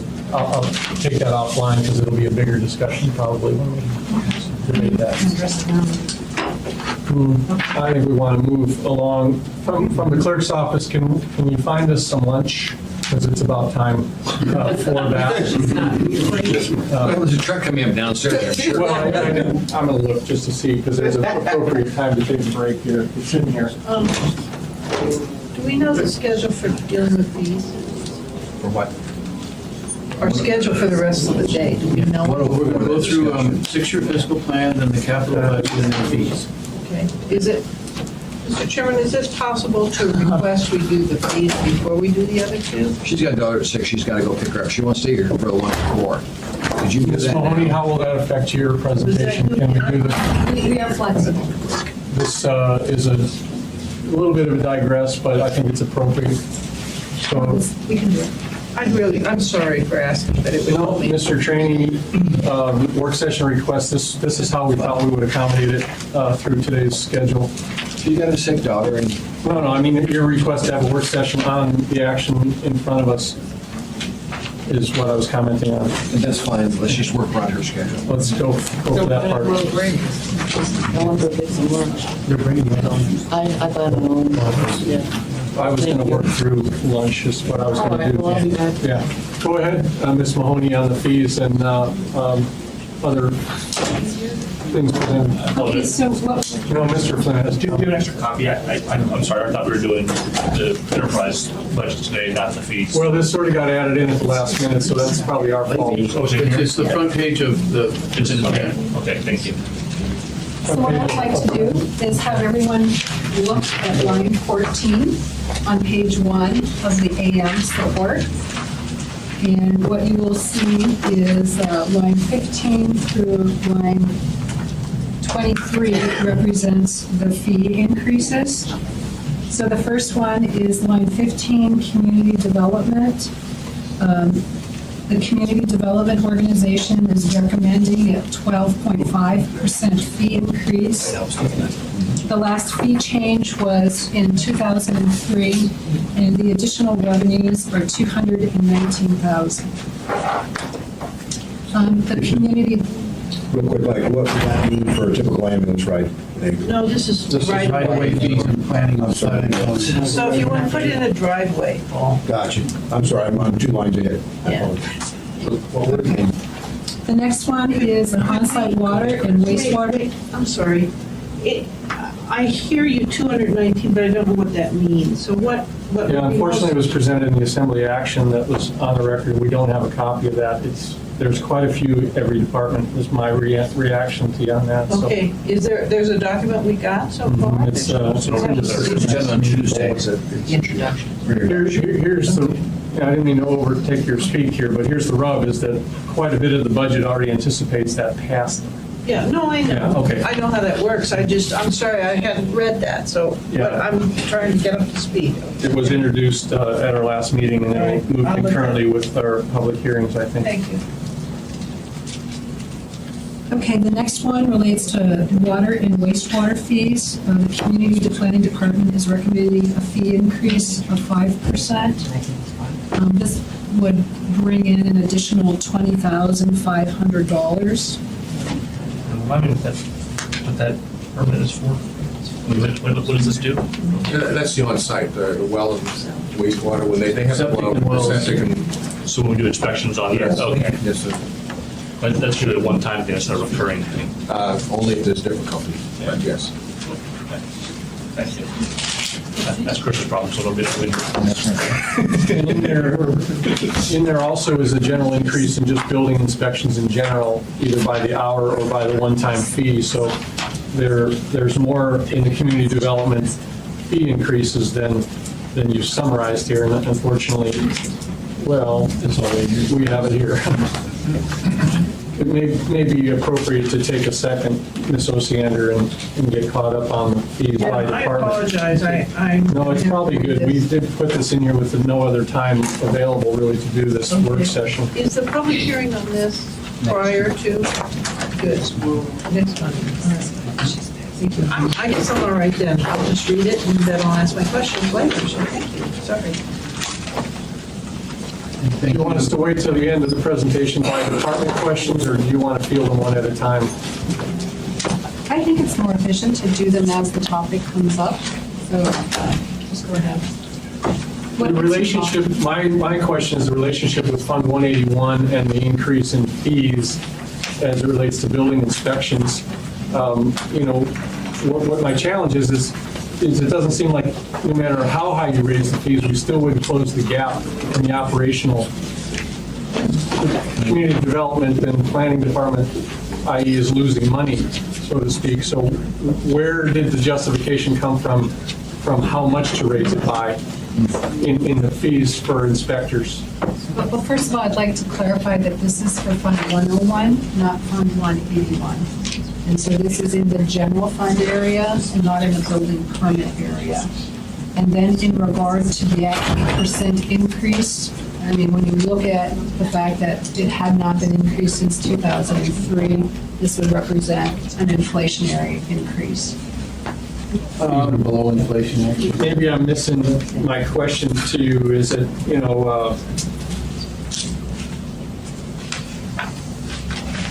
is it the labor cost of the individual that's going out to do an on-site inspection that's requiring the fee increase? Or is it the service that they're tendering is more complicated? And I'll use on-site well and septic. It seems that it's go certify the well is right, go certify that that's right. Why would they incur a fee? Is it because the cost of that labor is going up? Or is it something else that I'm missing? I think also, we assumed this from the state, and it's been underfunded since we assumed it. Am I right, George? And so in your region and my region, Chris, I mean, where we do have well and on-site, it's been an issue. Okay, well, let me ask the question a different way then for another example. The permitting department for inspectors to go out and wiring, insulation, foundation inspections, the ones that are required to build have gone up as well from $115 to $130 per occurrence. How did you come up with that number? I preface the conversation is that we're not efficient in a department over there, so why not raise it to $200 if it's a fee-based, service-supported entity over there? Where did the logic come from for $15? We'll look that up and get back to you. Please do. It seems like you're, it's okay, that's more of a debate item that's the case. This one also was raised recently too, so maybe tell me the last time we raised building inspector fees and those related to construction. Okay. And you were going to talk about, the slide's not correct for where you're at, but did you cover all of the topics where the fire ambulance service fees, for example?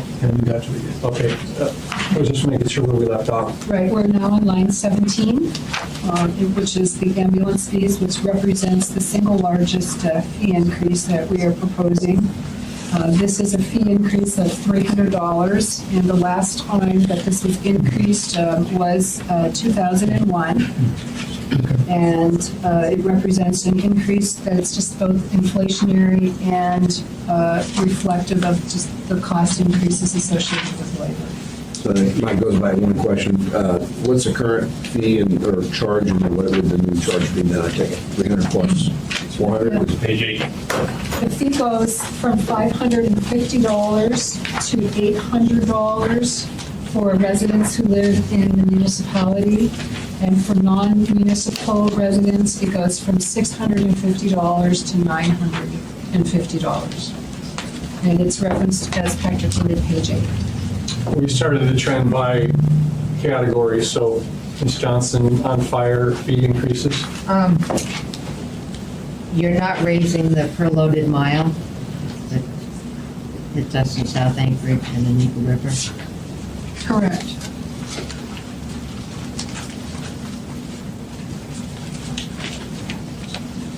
And Dodged a bullet.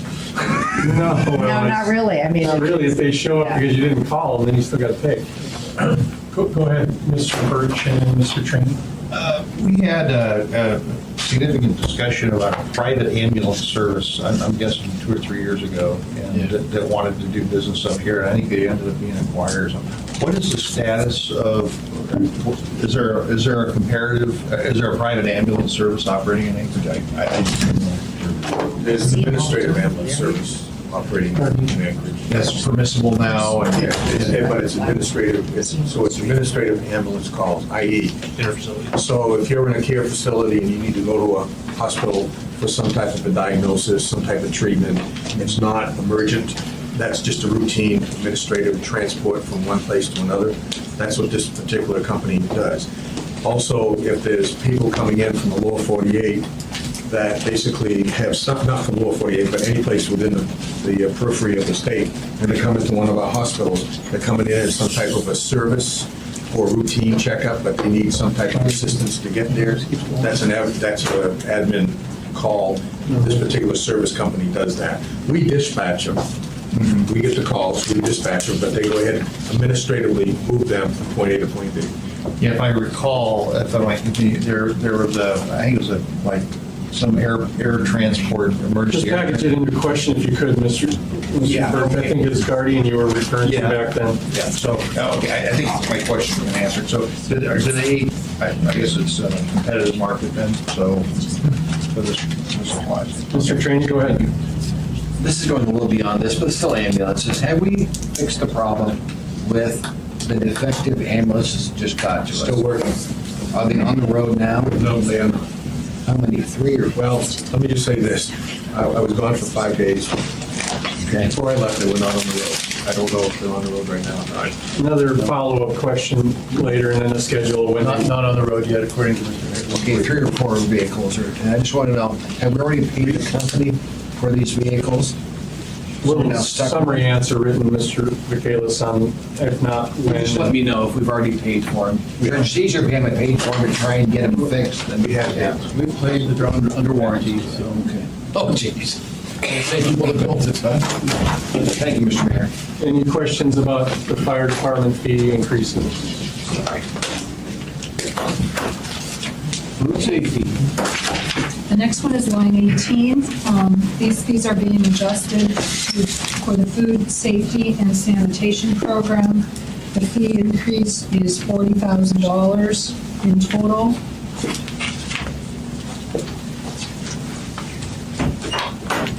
And they are identified on page 6 of the AO so that you can see the fee changes by type. Is the TAPS and TAMS carding requirements in here? I do not know. We'll look. If you could just let me know if we've increased the employee or the server fees to obtain the TAPS and TAMS. I thought I read it in here somewhere. And I didn't want it to be punitive, so if you can tell us, it's an answer I could probably get as well, but your interpretation of whether or not TAPS and TAMS, the requirement for liquor servers, has gone up. And I apologize because we might have already asked this, but with these fee increases, are we covering our costs? I mean, is this, or how does this? Across the board or just in this particular area? No, across the board. each- Not necessarily. And it would be helpful to find out what we're not covering. It's probably in the same category as my question on why did you choose $15 as opposed to $100? Is that okay, Ms. Johnson? Yeah. Mr. Chairman, if I might. Yeah, go ahead, Mr. Flynn. Thank you. One, we had the opportunity to provide the school district for bumping a little bit, and their inspections are going as well. Can't hear good. And we informed the school district of proposing increasing the fees that we charge them as well. It's not a lot, it's $5 per school, but it's $5 per school. No, we have not. No, we will. Good point. It'd be nice to let them know ahead of time, so they can plan that. But I guess to Mr. Starr's point, I think the AM, when I glanced at it Tuesday, was pretty general. Didn't get into the specifics about the reasoning behind the increases. So something a little more elaborate for each of these would just be helpful. And you have some of it. You have some of it here on ambulance fees, for example, but it's a little less clear as to other than when the last fee increase was. Yeah, third request, Mr. Michaelis, maybe put some mayor input in there and how you guys came up with it. I'll show you our dartboard that we use. Is that what you did on the library? Okay, the next one is noise permit fee. Did we already do library? No, but we can move to library. Oh, I'm sorry, Health and Human Services, I thought was all done. Okay. The noise permit fees are detailed on page 4 of 27. Item B.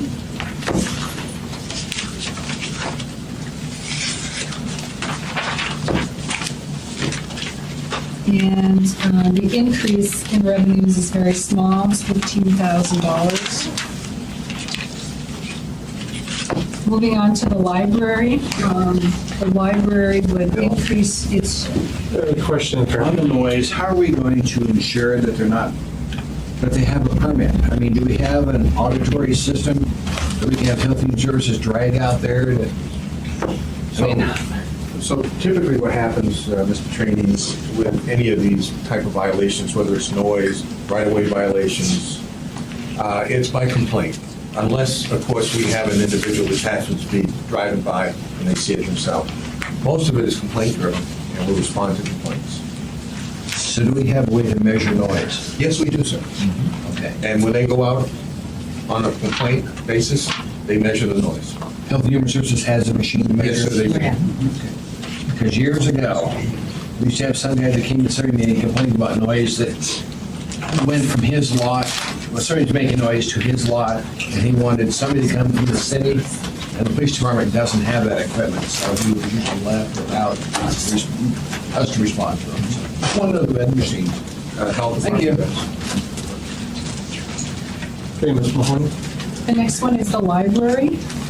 And the director of the library is recommending that we increase the rates for some of the facilities there, the chambers, the assembly chambers, the Marston Theater, and the overall increase is $150,000. What page is that? Where's page is that? That is actually not in the ordinance or in the AO. And it is my understanding, and we can get additional clarification from our attorney on this, that this is not an increase that is subject to assembly approval. And I don't know why, but that's why we will confer with Dennis.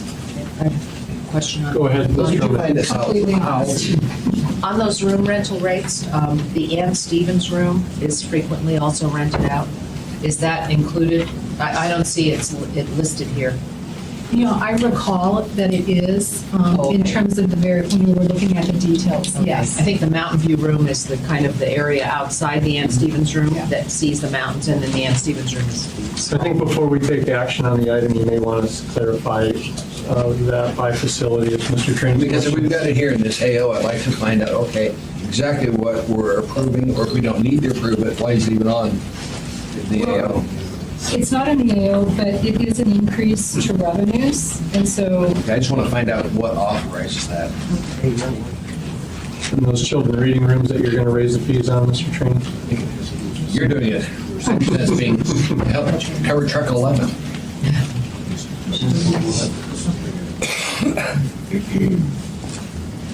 all right, so it is the same situation with the next one in regard to the revenues. This is as a result of having fewer cases to work in regard to the municipal attorney's office.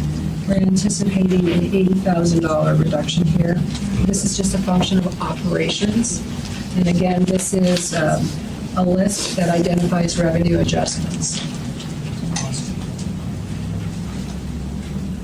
The next one is bus fares. And the bus fares are planned to be increased to accommodate the increased price of fuel. And they are discussed on page 2 of 27. And you can see the listing of the changes, the before and the after. And the most significant is the adult cash passenger goes from $1.75 to $2. Next is the real estate revenue, and this is really a reflection of increased revenues that we expect to receive as a result of selling of a facility. And it's not an ordinance, it's just a revenue adjustment. You are actually reviewing it right now in regards to the John Thomas building. Did we have any increased fees from municipal rents on Verizon? Verizon's got a lot of service here, I think, pretty quick, so could you give us a summary on any applications that came to us from from those users? We've had several. I thought you had, so it may be And not wise. just from Verizon, others as well. And as it relates specific to fees and fines, how do we come up with the rate? Is it, I asked you this before, it's by location, and Yes, and also fair market value for that particular type of service. So and I don't need a written answer, but your observation before was we tend to charge them all the same, so there's no pretty much. no difference between GCI and Verizon. Unless they want to attach to one of our facilities, that's a little different animal. Yeah, I don't know that that's the case, but are we authorizing co-locations on cell towers? Within the extent that, yes, pretty much, but that's between the carrier that we've given the permit to and those others that want to use it. I see, but as specific to municipal property, there's co-location agreements, because I know we have a couple water towers that have them. Yes, there is. Okay, thanks for the answer. Hope my cell coverage increases. Well, that concludes the discussion on fees. Should we take a break? We probably should, although if we could just wrap up this whole thing, and I'm going to defer to Mr. Trainee first. He put the work session request to us. Did you get everything that was your concern? No, thank you. Mr. Holman? Question on, and I'm looking through to see if I can find it, but I didn't see where the police use of a police officer at, for instance, at the venue, Sullivan Arena, the schools, events, the per hour charge. Is that in here?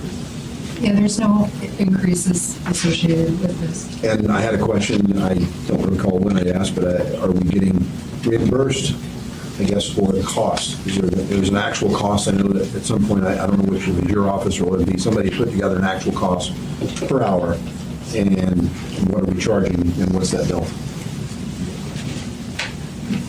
We have another work session set for next Friday, and sort of the discussion today was questions organized through the clerk's office to all assembly members, and then things that perhaps would require in-person presentation next Friday. So we'll perhaps get some input from the BAC, and allotment of time for the BAC next Friday would be appropriate. It's a 2-hour session. We already went ahead and scheduled it because of the change today with the enterprise budget, so I think you'll see a co-sharing of the meeting between Ms. Johnston and I for the presentation of those budgets, and then the follow-up on the questions throughout. I would just urge those that ask questions throughout the week of specific budget questions to either fire them through me, and I can coordinate questions, or just directly to the clerk, so that we find oftentimes the same person's asking the same question twice, and one answer would work for all of us. I'll try to hold to that, but I don't want to filter questions or anything. We have 2 public work sessions, or 2 public meetings opportunities, the 23rd and the 30th. The idea also from the operating budget was to talk about amendments packaged through a smaller subcommittee to weed out duplicates, but not judge the potential of the amendment, and that would be, Mr. Chairman, was it November 9th we thought those amendments would be to us? Right.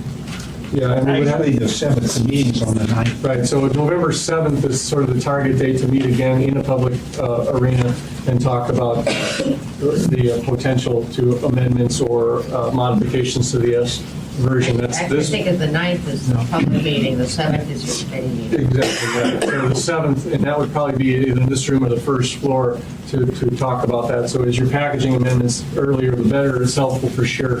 And then, of course, you're always welcome to move them on the floor the night of the action item. But the idea that we would have it, and my anticipation there is if an amendment's going to be tendered forward, perhaps at the work session, the maker of the amendment would describe what's motivated, not tendered into a debate, but to fully understand the amendment, and then also give time to the administration to say, I move this amendment, what's the impact? That's always the case, and that's hard for the people to do it on the floor the night of the amendments. So the other reason to move amendments earlier is first to describe what you want, what you have in mind, and then also get the impact from the administration so that we can take action on the 9th. We have some interest to move the budget early in November, but remember, we also have that nuance, and I don't profess to understand them, the difference in the timing between the public hearing and when we can take action and all that. There's a 14-day rule. You can't have so it's not that we're trying to hurry the approval, it's just the way the calendar works out. We have to get that budget approved, or we have to have another public hearing, and it just becomes messy real fast, especially with the A&B and some of that. Enough said on that. So everybody's comfortable with the food situation and the organizational structure from here on out. So we're moving into formal of the capital improvement budget and the capital improvement program. Do we cover the fiscal plan? No, we're going to do the fiscal plan and then the capital. Okay, We're going to take a 2-minute break, so everybody, we got staff. Yeah, let's take a break. And let's do that for 10 minutes.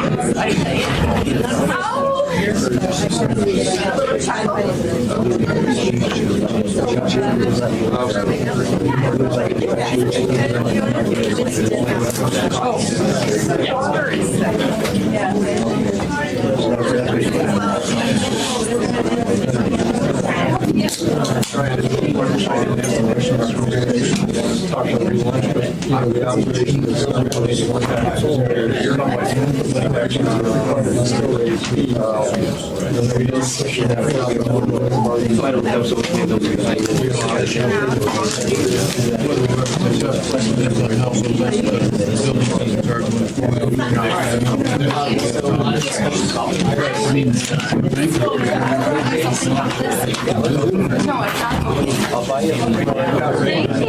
It's great to see you.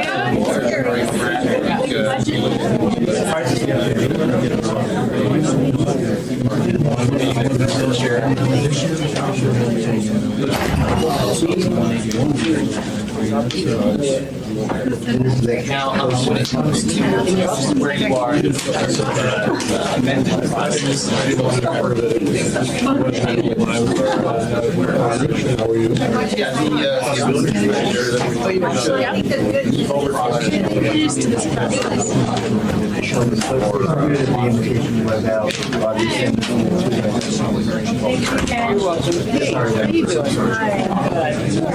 Sorry, Joe. One good way to stop. I know, I just. Okay, I'm just trying to understand. As you see, I'm supposed to understand the most. Is that this those are Recognizing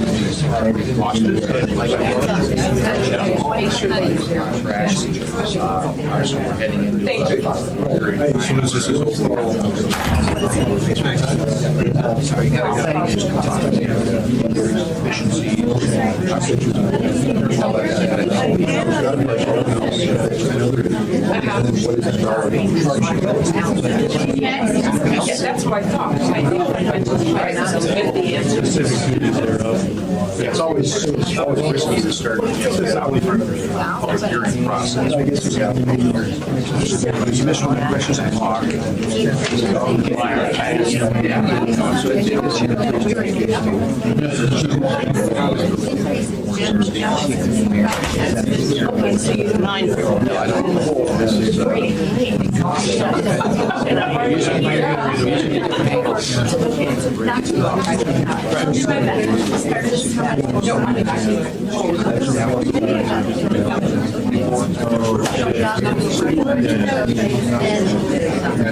Right here. Yeah. Happening in everything. Yes. We are.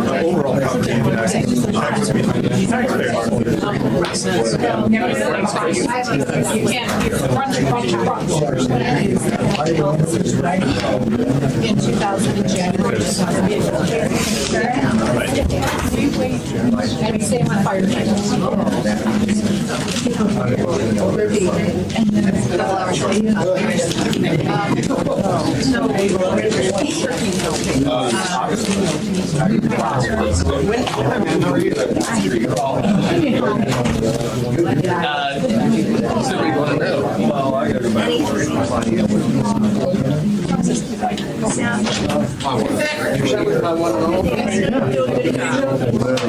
I'll send you my notes on all the things that he. Yeah, we should pass on to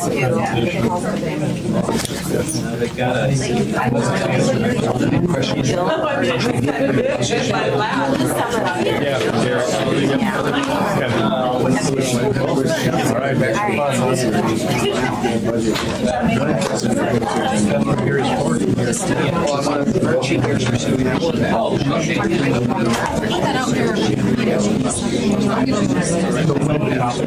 In your case, I'm going to have them, would you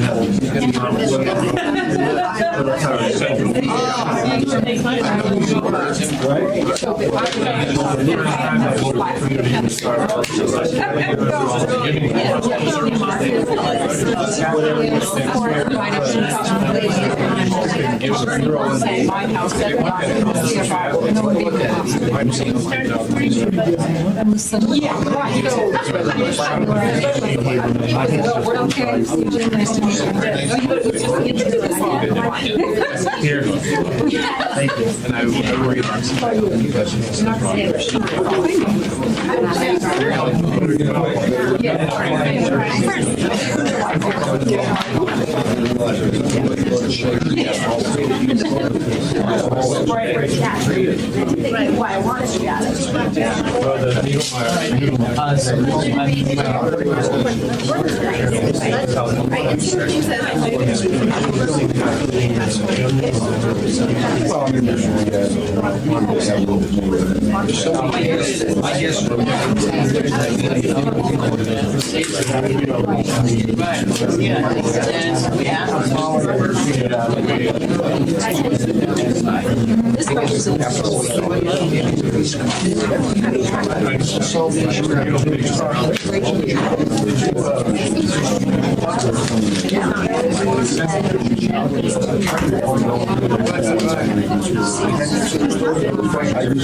Yeah, I got it right where I'm seeing an email back.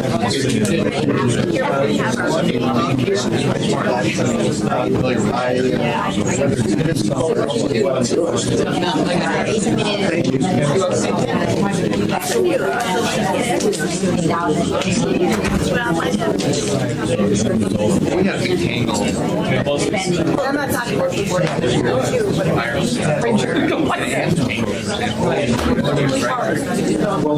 How much money we do to give the Federation this year? How much we giving the Federation out of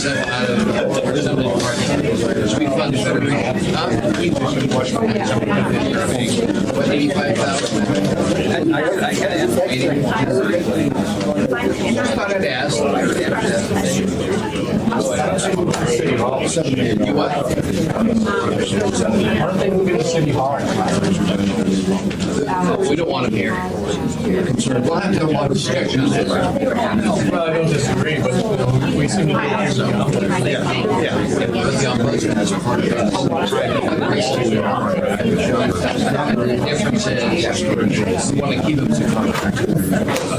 Public access to that entity is all I'm getting at. I don't agree with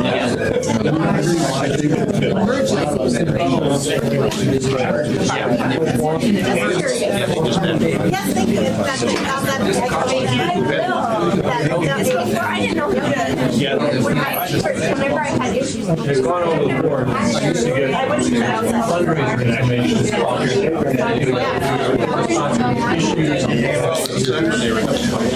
Get notifications from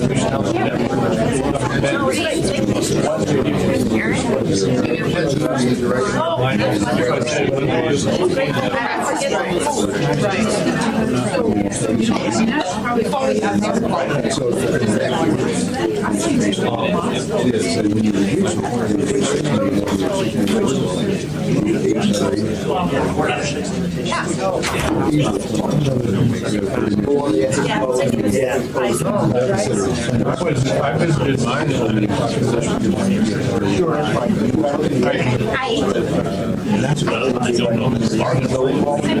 I got an invitation to a fundraiser for you. So I do know you're running. Oh, yeah. No, you're okay. Oh, okay, how are you? She's trying it out. I'm really good. I learned lots of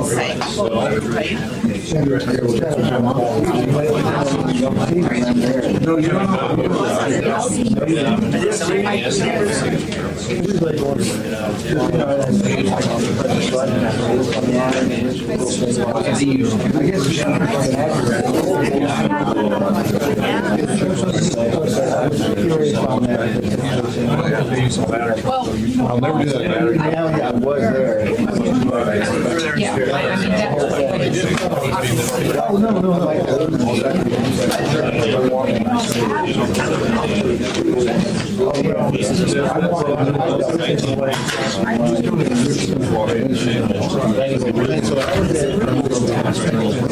What I want to make sure is for this visit, there's 5 people to read. I'd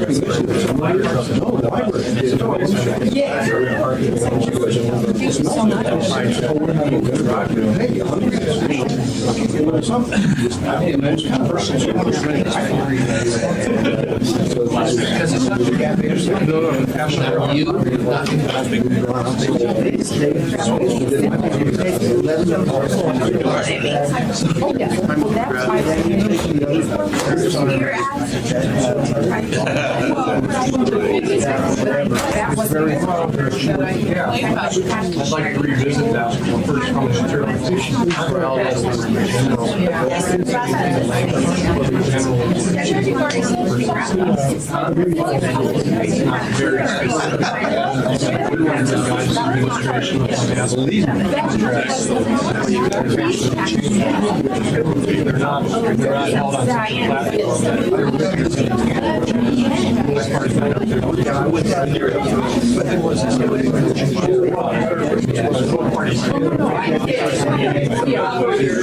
You would assume.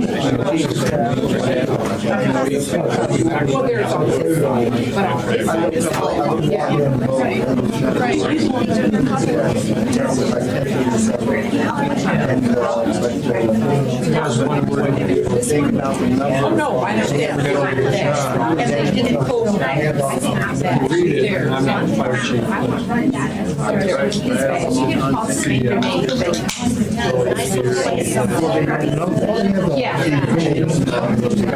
Operations besides what it's that's also specifies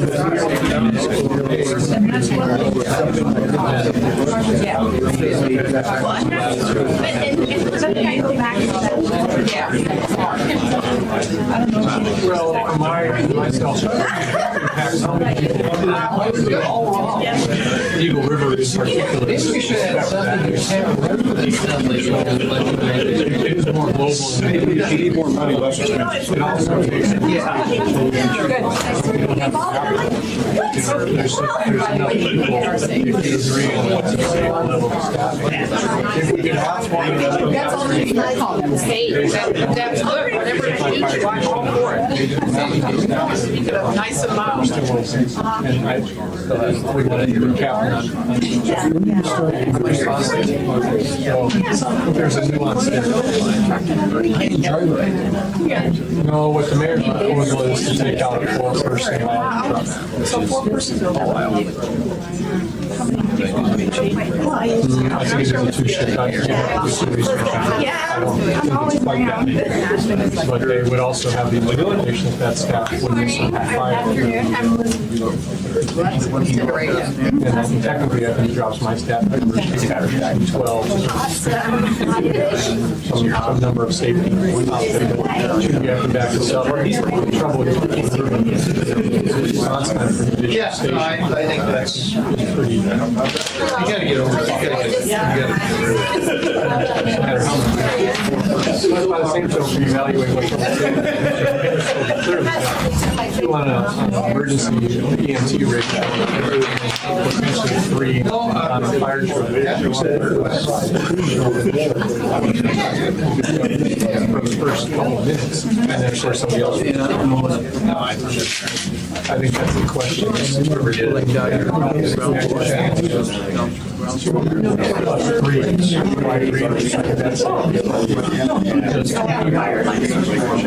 For initial response. Does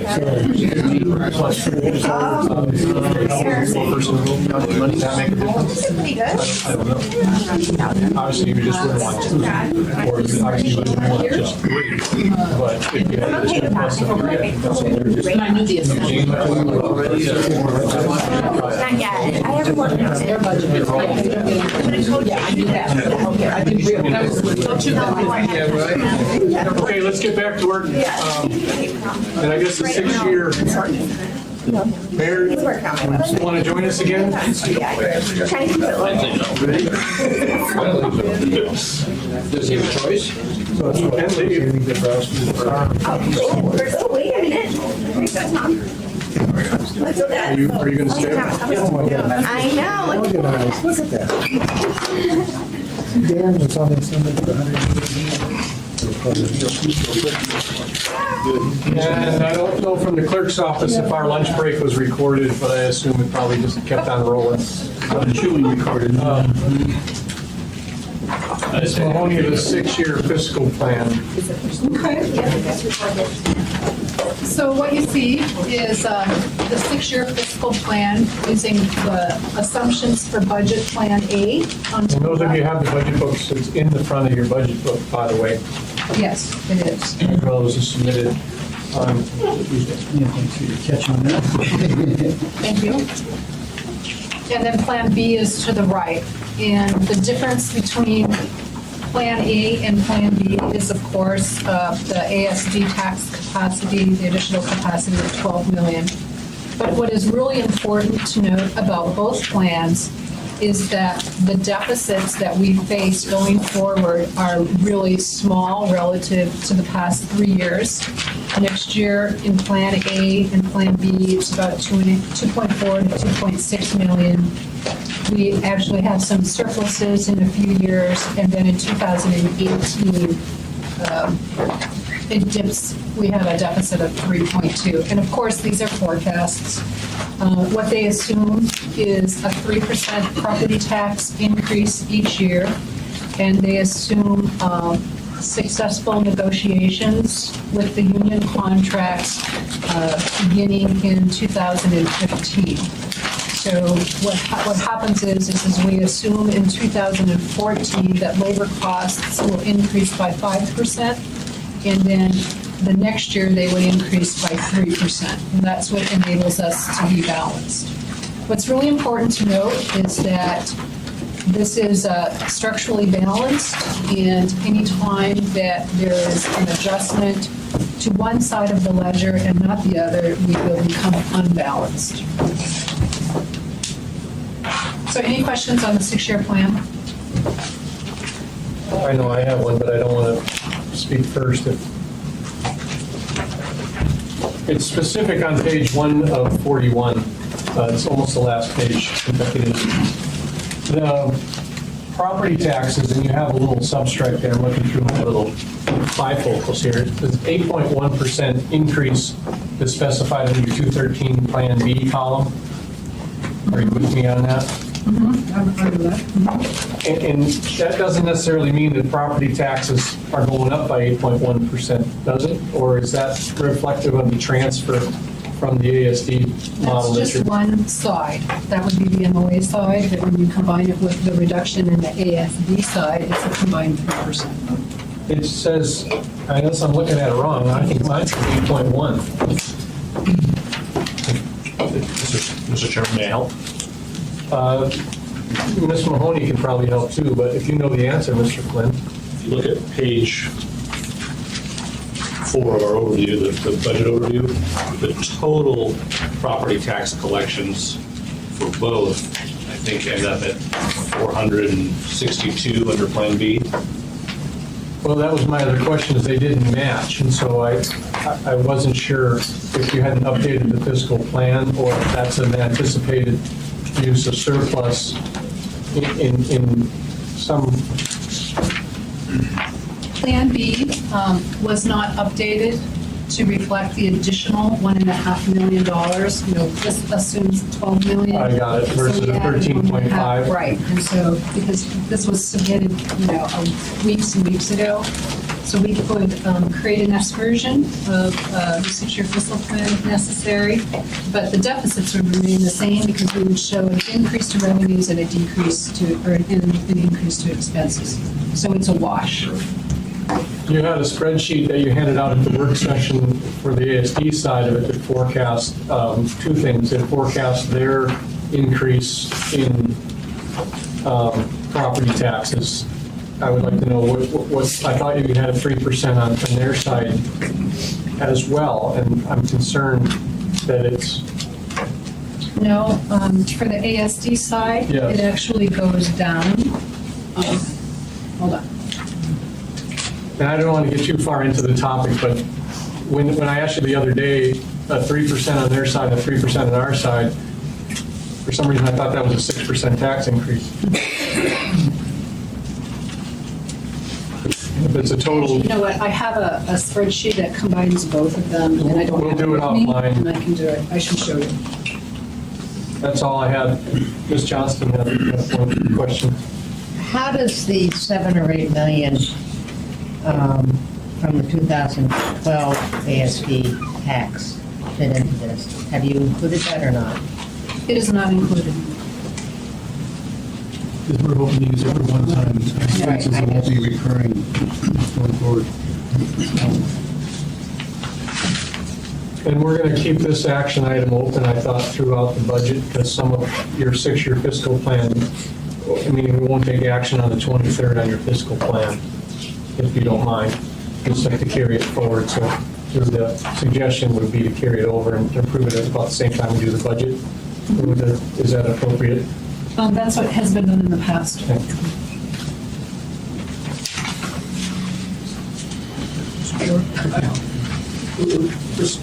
Ms. Johnston's question, I was thinking, could we have some sort of summary of what the future fiscal impacts might be associated with these one-time opportunities?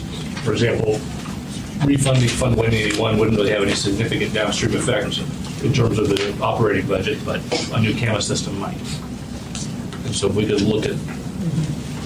Well, I thought the mayor's answer, and I didn't want to speak for him, was appropriate. I asked him the same question kind of offline, and his answer was that he sort of got a pledge to sort of clean up the books. That was an appropriate answer. For example, on 181, there was a taking out of revenue in the past, and that shows as a liability on the books. And so I don't want to speak for him, but I think that's an appropriate strategy on some of those items to get them off the books because they're a municipal obligation. I understand. It would be interesting to look at it. Just, That's a good question. they're not. If CAMA can save us $1 million a year, do that and pay half of 181 and get 181 the next couple of years with the savings. I mean, I just.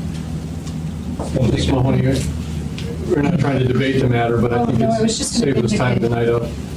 In regard to the 181 contribution of $4 million, what that would do is it would cause them to not be in a negative fund balance situation, so it's almost like a balance sheet. Right, yeah, it's not, I don't see an operational change there. Right, no operational change. At CAMA, we do anticipate savings, and if you look at the fiscal plan here, there's 2.4 million in regard to Plan A and 2.6 million in Plan B that represent savings that would need to be achieved in order to balance the budget.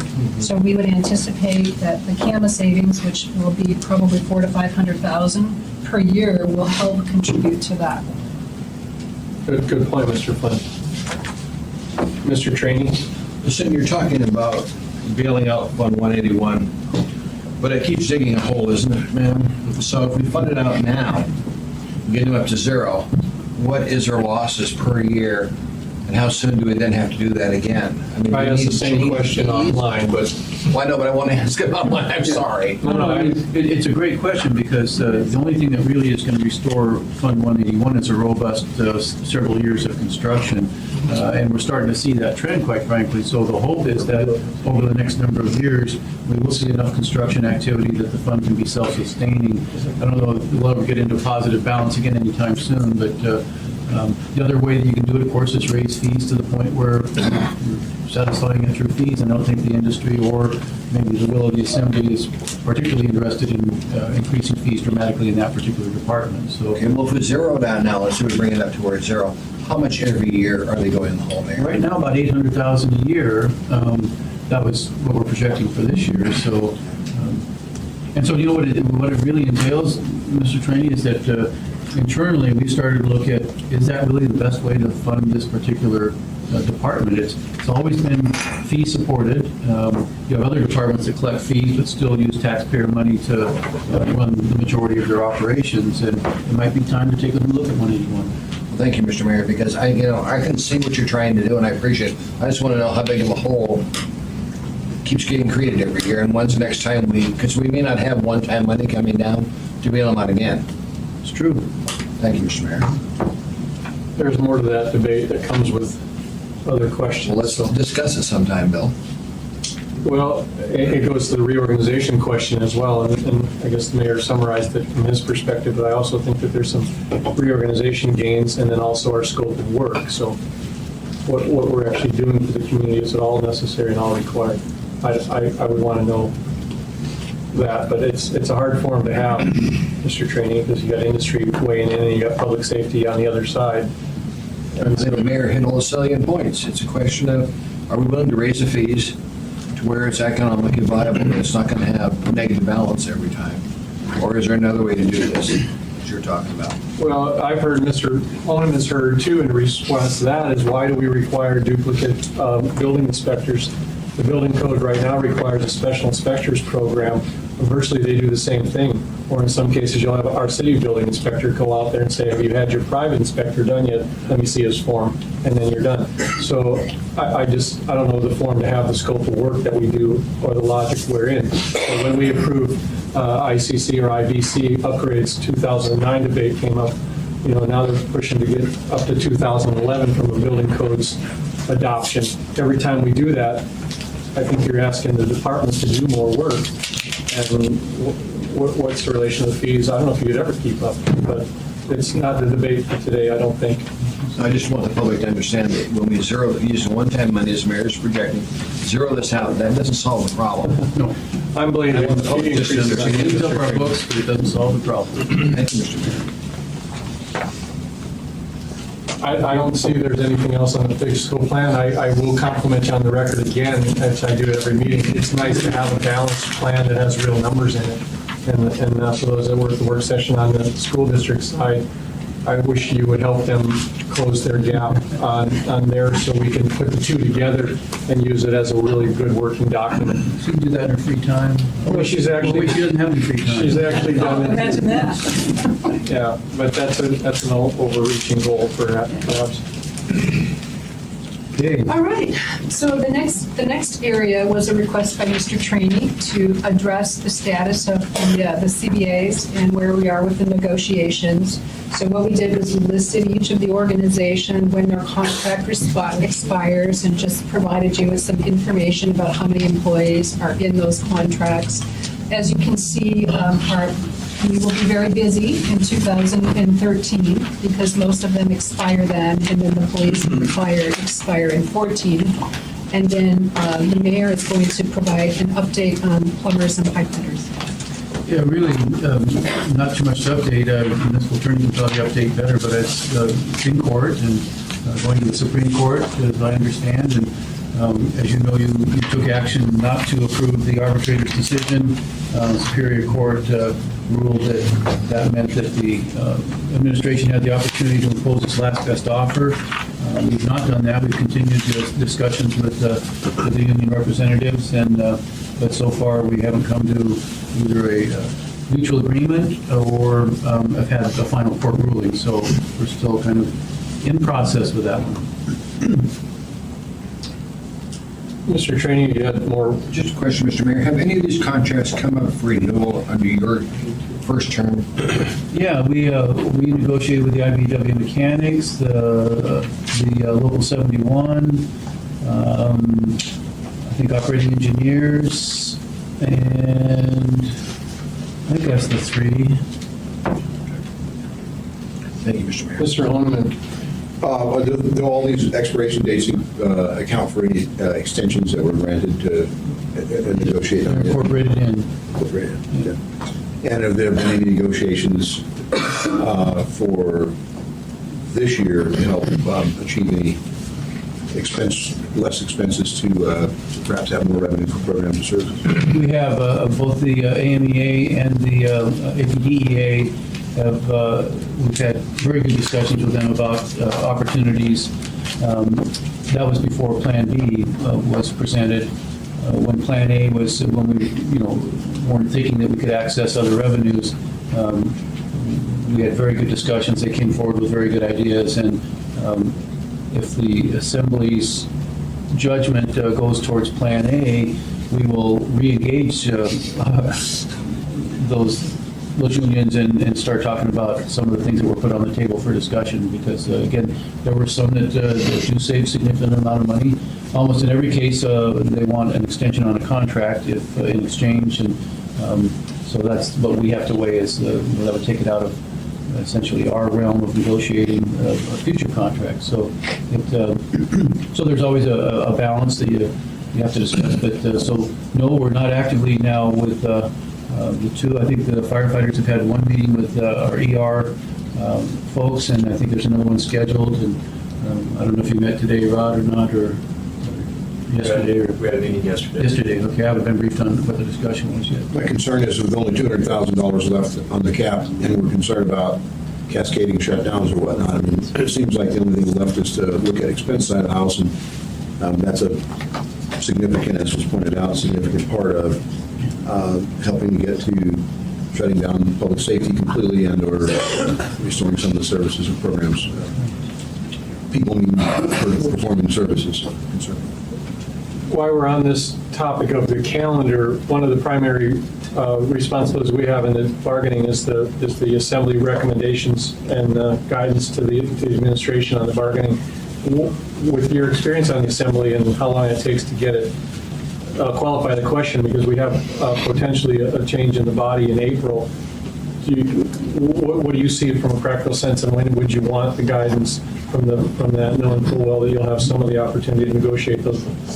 When do you want it from us? Yeah, I think at first quarter is appropriate because you have a much better revenue expense feeling at that stage, and that's a good time to give direction. Just a few months into the year, so we probably won't be deep into any contract negotiations. So I think first quarter is a great time. Right, and from my experience, and this is maybe a little bit opinionated, was we kind of got behind the curve, and the last time, once the contracts are formally opened or you engage in collective bargaining discussions, we don't get to weigh in on the topic anymore. So I'd like to be able to get the information gathered up, and not that I'm going to do it, but I would like to be input on it, and before you engage, make sure we get you the guidance. Go ahead. One other quick question I forgot to ask under talk on operating budget, where it shows all these factored agreements and looking at 2013, including the non-reps, execs, and assembly expenses. Is there an assumption based on, I understand that labor cost of 15.7 million, whatever that total all in, includes contract agreements, excuse me, with all the bargaining units. Is there an assumption for the non-reps, execs, and assembly increase to 2013? Yes, for 2013, and we are attaching the detail by CBA to the document that Harriet actually asked that question. But anyways, to summarize, the execs are planned to get a 1.5% raise, and the non-reps are planned to get a 2.6% raise. What's that dollar amount look like, you know? No, we'd need to go back and calculate that. I mean, we know it in total, but not by group. If the execs do get their raise, it should be noted, it'll be the first time since we came into office that they're actually making more than they did 3.5 years ago. We imposed a 5% cut on all execs when we came into office. 4.5% of that, or 3.5% has been gained back, but they're still the only entity in the city making less than when we came into office. Oh, Mr. Trainer. Well, just as relates to this, I think it would be helpful if with the second and third lines you put down binding arbitration is a method in with police and firefighters for the contracts, Because it's different than some of the other contracts, Bill, as you know. That binding arbitration puts limits on what you, the administration can do with the contracts. No question. It means if there's an arbitrator's ruling, that's fine. But it's just always nice when we put this out, to put a little comment on there, it's binding arbitration. Sure. And the other thing would be to Ernie, Mr. Chairman, so are our execs going to get the same pay raise? Are you projecting that? Because we're a separate branch of government. Thank you. You're going to let us know that, or you already said yes to that? I'll let you know that. Well, some of them, and I'm not trying to take the thunder, and I stepped on Mr. Jackson's hand here, but the idea that you would automatically give a raise to somebody that's been on the job for, 4 months. 4 months, I mean, doesn't seem real practical, but maybe No, we'll it's just that it's a separate branch of government, as we know. Sure it is. I just want to make sure that if we're going to apply it, that the chairman understands that it's going to go to our employees too, if that's what we decide we're going to do. I guess my point on that is arbitrary would make sense too, though. Why would you give a new hire that's been on the job a week and a half? Let me be clear. An individual that did not give it up will not get it back. That's probably fair. That's a longer-term employee. Thank you. Ms. Gray Jackson. Thanks, Mr. Chairman.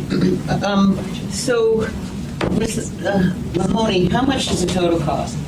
Now, I just want to make one statement. I don't take issue with any employees getting a raise increase because I spent a lot of years fighting for equal pay myself. So I don't have an issue with that whatsoever. But I would like to know what the total amount is. The total what? The total amount. Are they, for the increase, you said 2.6 for non-reps, 1.5 for execs. Mr. Mahoney asked for execs. You said you don't have that separately, but you have the total amount. And I'm just curious. It's 5.4 million. Okay, thank you. Thank you, Mr. Chairman.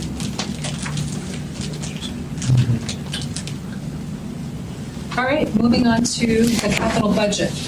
Our plan is to share and talk more about the CIV, which is the one-year budget, and then provide an overview of the five-year CIP.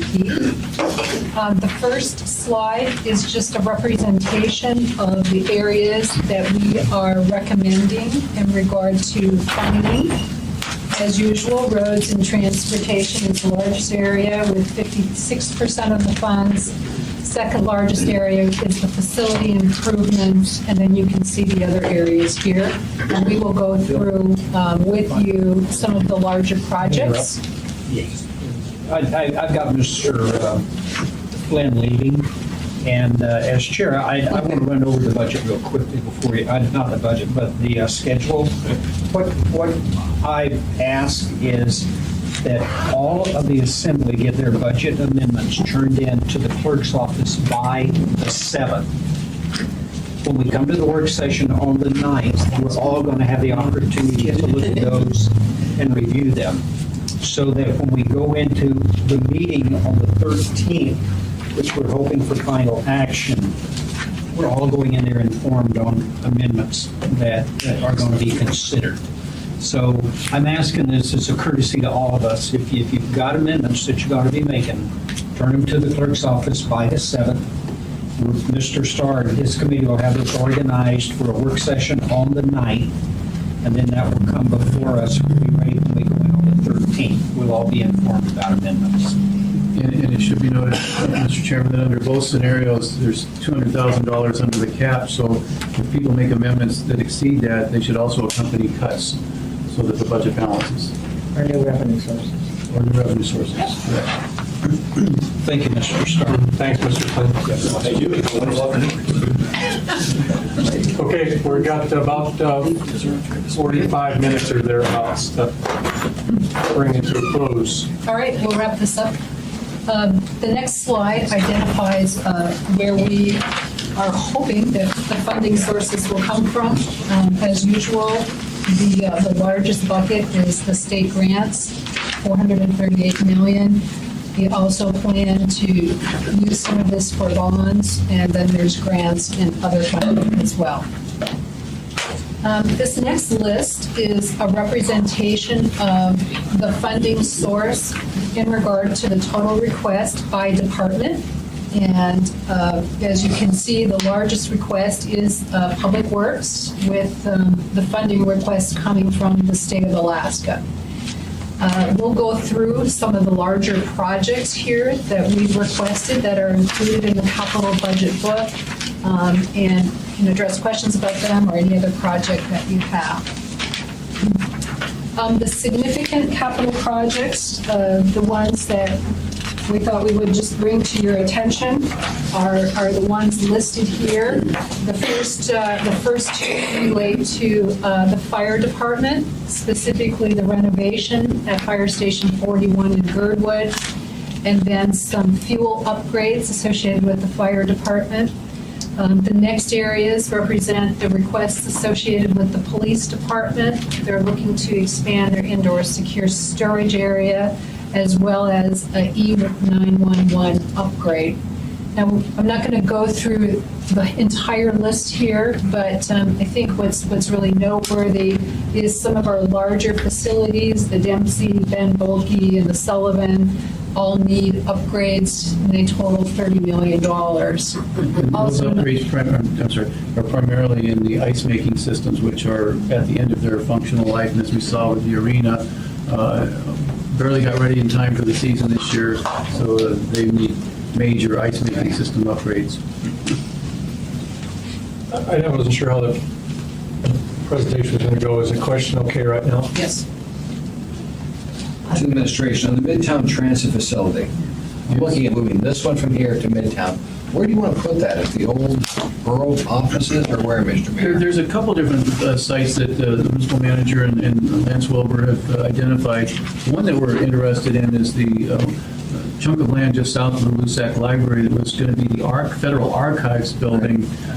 It's clearly not going to be a Federal Archives building. The current administration at the federal level, and I don't think a future one is going to fund a whole new archives building in Anchorage, Alaska at this stage. Beautiful site. It's been gravelled, utilities to the site. There's no housing around it. No, but it's a big enough site where we're actually looking at a mixed-use development there. Put in a housing component that would then have access to the park. You have a major transit hub almost in the dead center of your city, and you have a light commercial mix in there as well to provide services to mixed use. So Should we have a bus barn associated with this, or would we have a bus barn somewhere else? no, a bus barn would stay where it is now. Yeah, just be the transit hub, and it makes perfect sense to have your hub in the middle of your town with spokes going equal distance from it, much more efficient. We've got that nice park in your administration that's been developed there, right by the Lusac Library. The Cutting Midtown Park is awesome. Yeah, I'm amazed at how that's been done. And then, like I say, George and Lance have looked at other sites as well, so it's not like we're fixated on that one, because quite frankly, getting the federal government to sell it may not be very easy, so, but it would be a great site. Good. Thank you, Mr. Mayor. One other thing would be on Waldron Lake. You know, there's a problem, of course, with the tidal. I don't think it's a real problem. But where are we at on that? Have we had talked to the Boys and Girls Club, because that was part of your funding them in Mountain View and Mid? Yeah, we're not, I don't think, a party to that lawsuit, are we, Dennis? It's between I don't think we should Boys be. and Girls Club and the previous family ownership, and so I have no idea where it stands in court. Do you have any information on that at all? Or? I don't at the moment, no. I mean, I had done the research back when about what the restrictions were. Dennis, if you would look at it, just keep me updated on, because I really would like to see us get that money transferred so we can buy the property and get it off the table. So if you can find out where they're at on that. I don't want us to be a party, but I want them to deal with this their problem. I'd just like to know where we're at on this. And did we even receive the money, or is it? Yes, we did. I mean, I know it was approved, but the question is whether the money's actually been transferred to the city. That's up to administration, I wouldn't know. That's what I was asking. Part of the appropriation resolution we approved.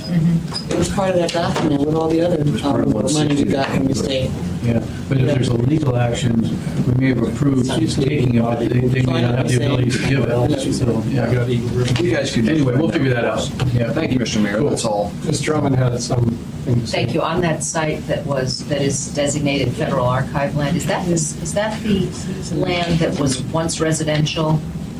No, but a bunch of teachers owned it and wanted to develop residences there and could never put the financing together, and then so it got rezoned into a different classification. Yeah, there was some controversy about that, but that would be so helpful to have market grade residential in that area connected with transit. That would be just super. I think you're absolutely right, because one of my main, not concerns, but one of the things that would really enhance cutting Midtown Park is to have a component of residential there, so you got built-in users. Who can walk Yeah, there besides instant the access to day the park. users and Exactly. business. And to the library. And to the library as well, because now it's a drive-to park essentially. It's nice. Exactly.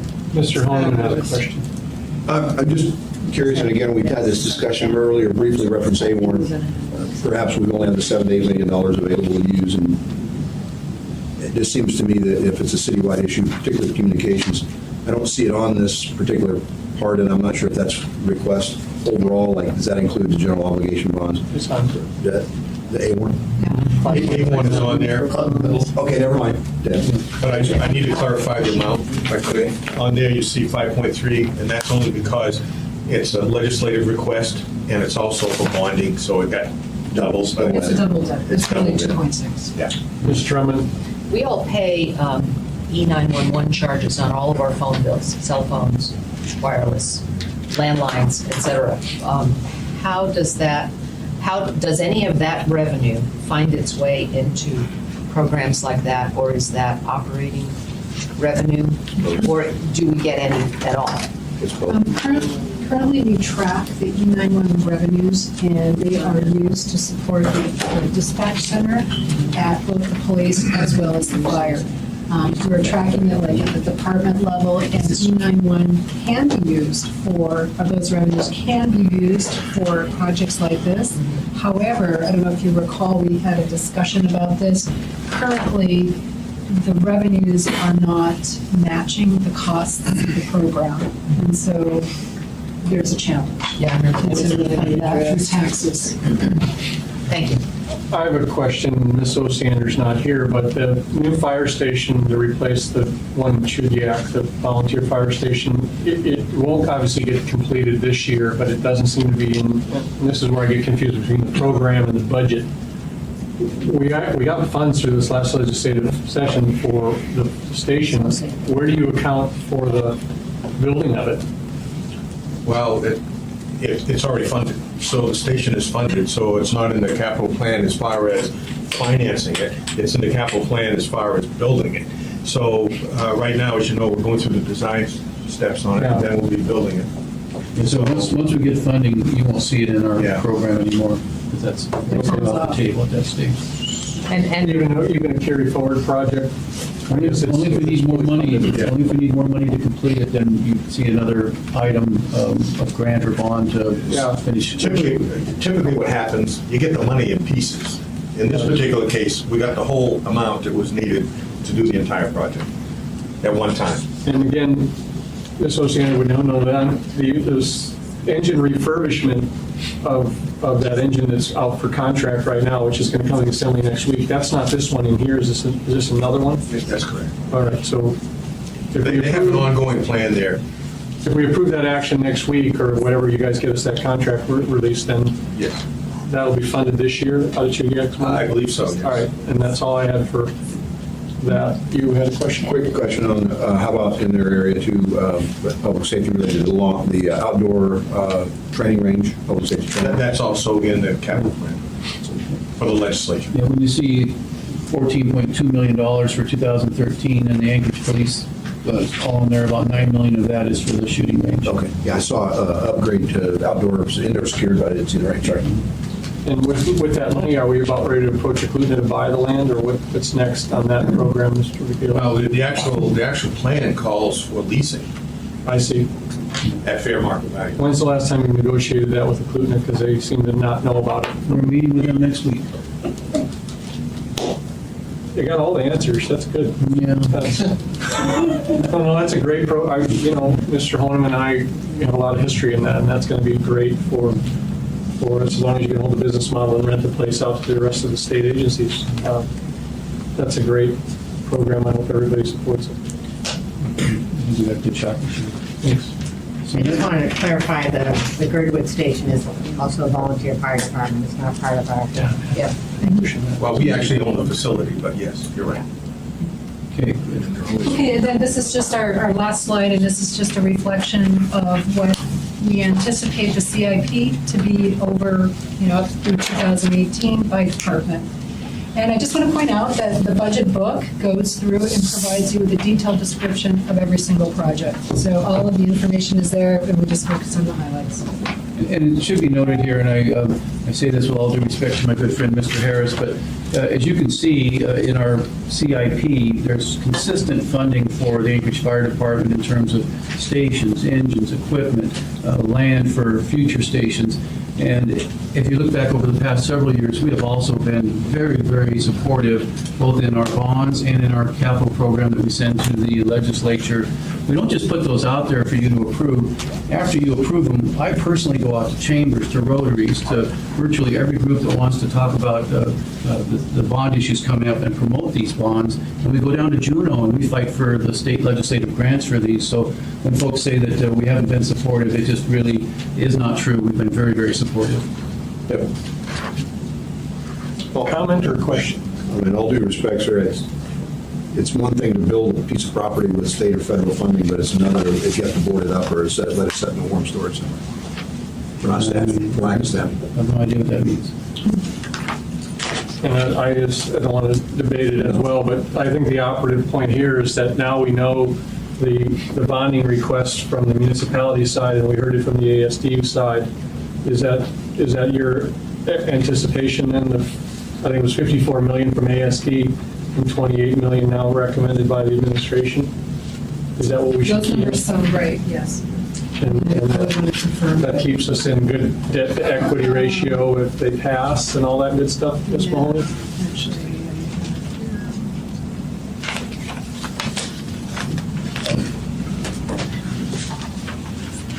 I mean, I answered my own question, I think, Yeah, because we're, I guess I don't have it, but it's definitely less than 30 million in regard to 2013, in regard to issue. All right. And it's less than the principal that you pay off throughout the entire plan. with you. Want to build anything else, Mr. Mayor? No, thank you. It's a very robust program, as you can see, the bottom line, $1.4 billion over a 6-year period. We know we will not get funding for all of those things. It really is truly a wish list. But more than a wish list, I mean, if we did have that money, it would be spent wisely, frugally, and on basic needs that the community could certainly support. But again, we don't anticipate fleshing that out totally. And I've read a lot of things, and the only point, and I'm not trying to beat it into us, but the request for a replacement DHSS facility is not in here. Again, is it? Yes, it is. 20. Right in the middle. Health and Human Services headquarters, $25 million. Never mind. Missed it. Okay. That concludes our presentation. And we have a list of questions, obviously many of them, and we will begin working on the responses and get them to you as soon as we can. Everyone has writer's cramp. I started writing down every question. I would like to thank especially Marilyn. Marilyn has been working so hard in terms of pulling together the numbers, as well as Christine, our budget group. Let's see if who else is here. I mean, everybody has been working really, really hard to get this information to you, and they really have done a fabulous job. Well, and not only that, but Ms. Craig Jackson has one comment. I'm sorry, I'm glad you mentioned, Marilyn, because it made me think of one question that I forgot to ask. Thank you very much, Marilyn, and thank you, Lucinda and Mr. Kalis. But anyway, so right now Marilyn is the acting OMB director, and OMB is right now under the CFO. Is that going to remain for 2013? In terms of OMB being under the CFO? Yes. Well, then there needs to be an ordinance change. Is that forthcoming? yes, it is. Okay, and so do you anticipate filling the OMB director position? I know it's in the budget, so, We are planning for it to not be filled. You are. Okay, so that's a savings. It's a savings and it's All right, incorporated well, in did the you hear budget. that one, colleagues? Thank you. But I think Mr. that was Chairman. already in the budget. It is in the budget. It's still in the budget. One of the things that is on the 8th floor is the savings, and we encourage every department to do the same. So we're going to wrap it up. The last word from the mayor. You had the first word, and might as well close it down. Sure. As your presentation. Well, again, thank you for all the time and attention, and a lot of information we know, and but we've got a good month to, entertain any of your questions and get you good answers, and hopefully we can stay on schedule and get the budget passed by the 13th. And I enjoyed the discussion today. There's very good questions, and kudos to the budget folks.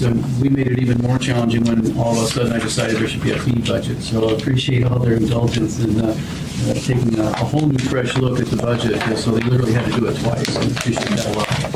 Okay, we'll see you next Friday, 2 hours a week from today. We're closed.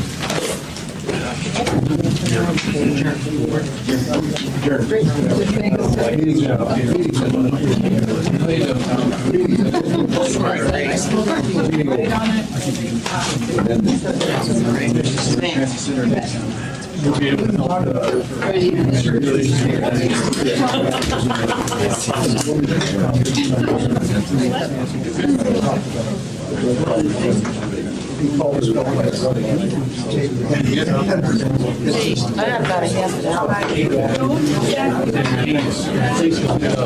hour.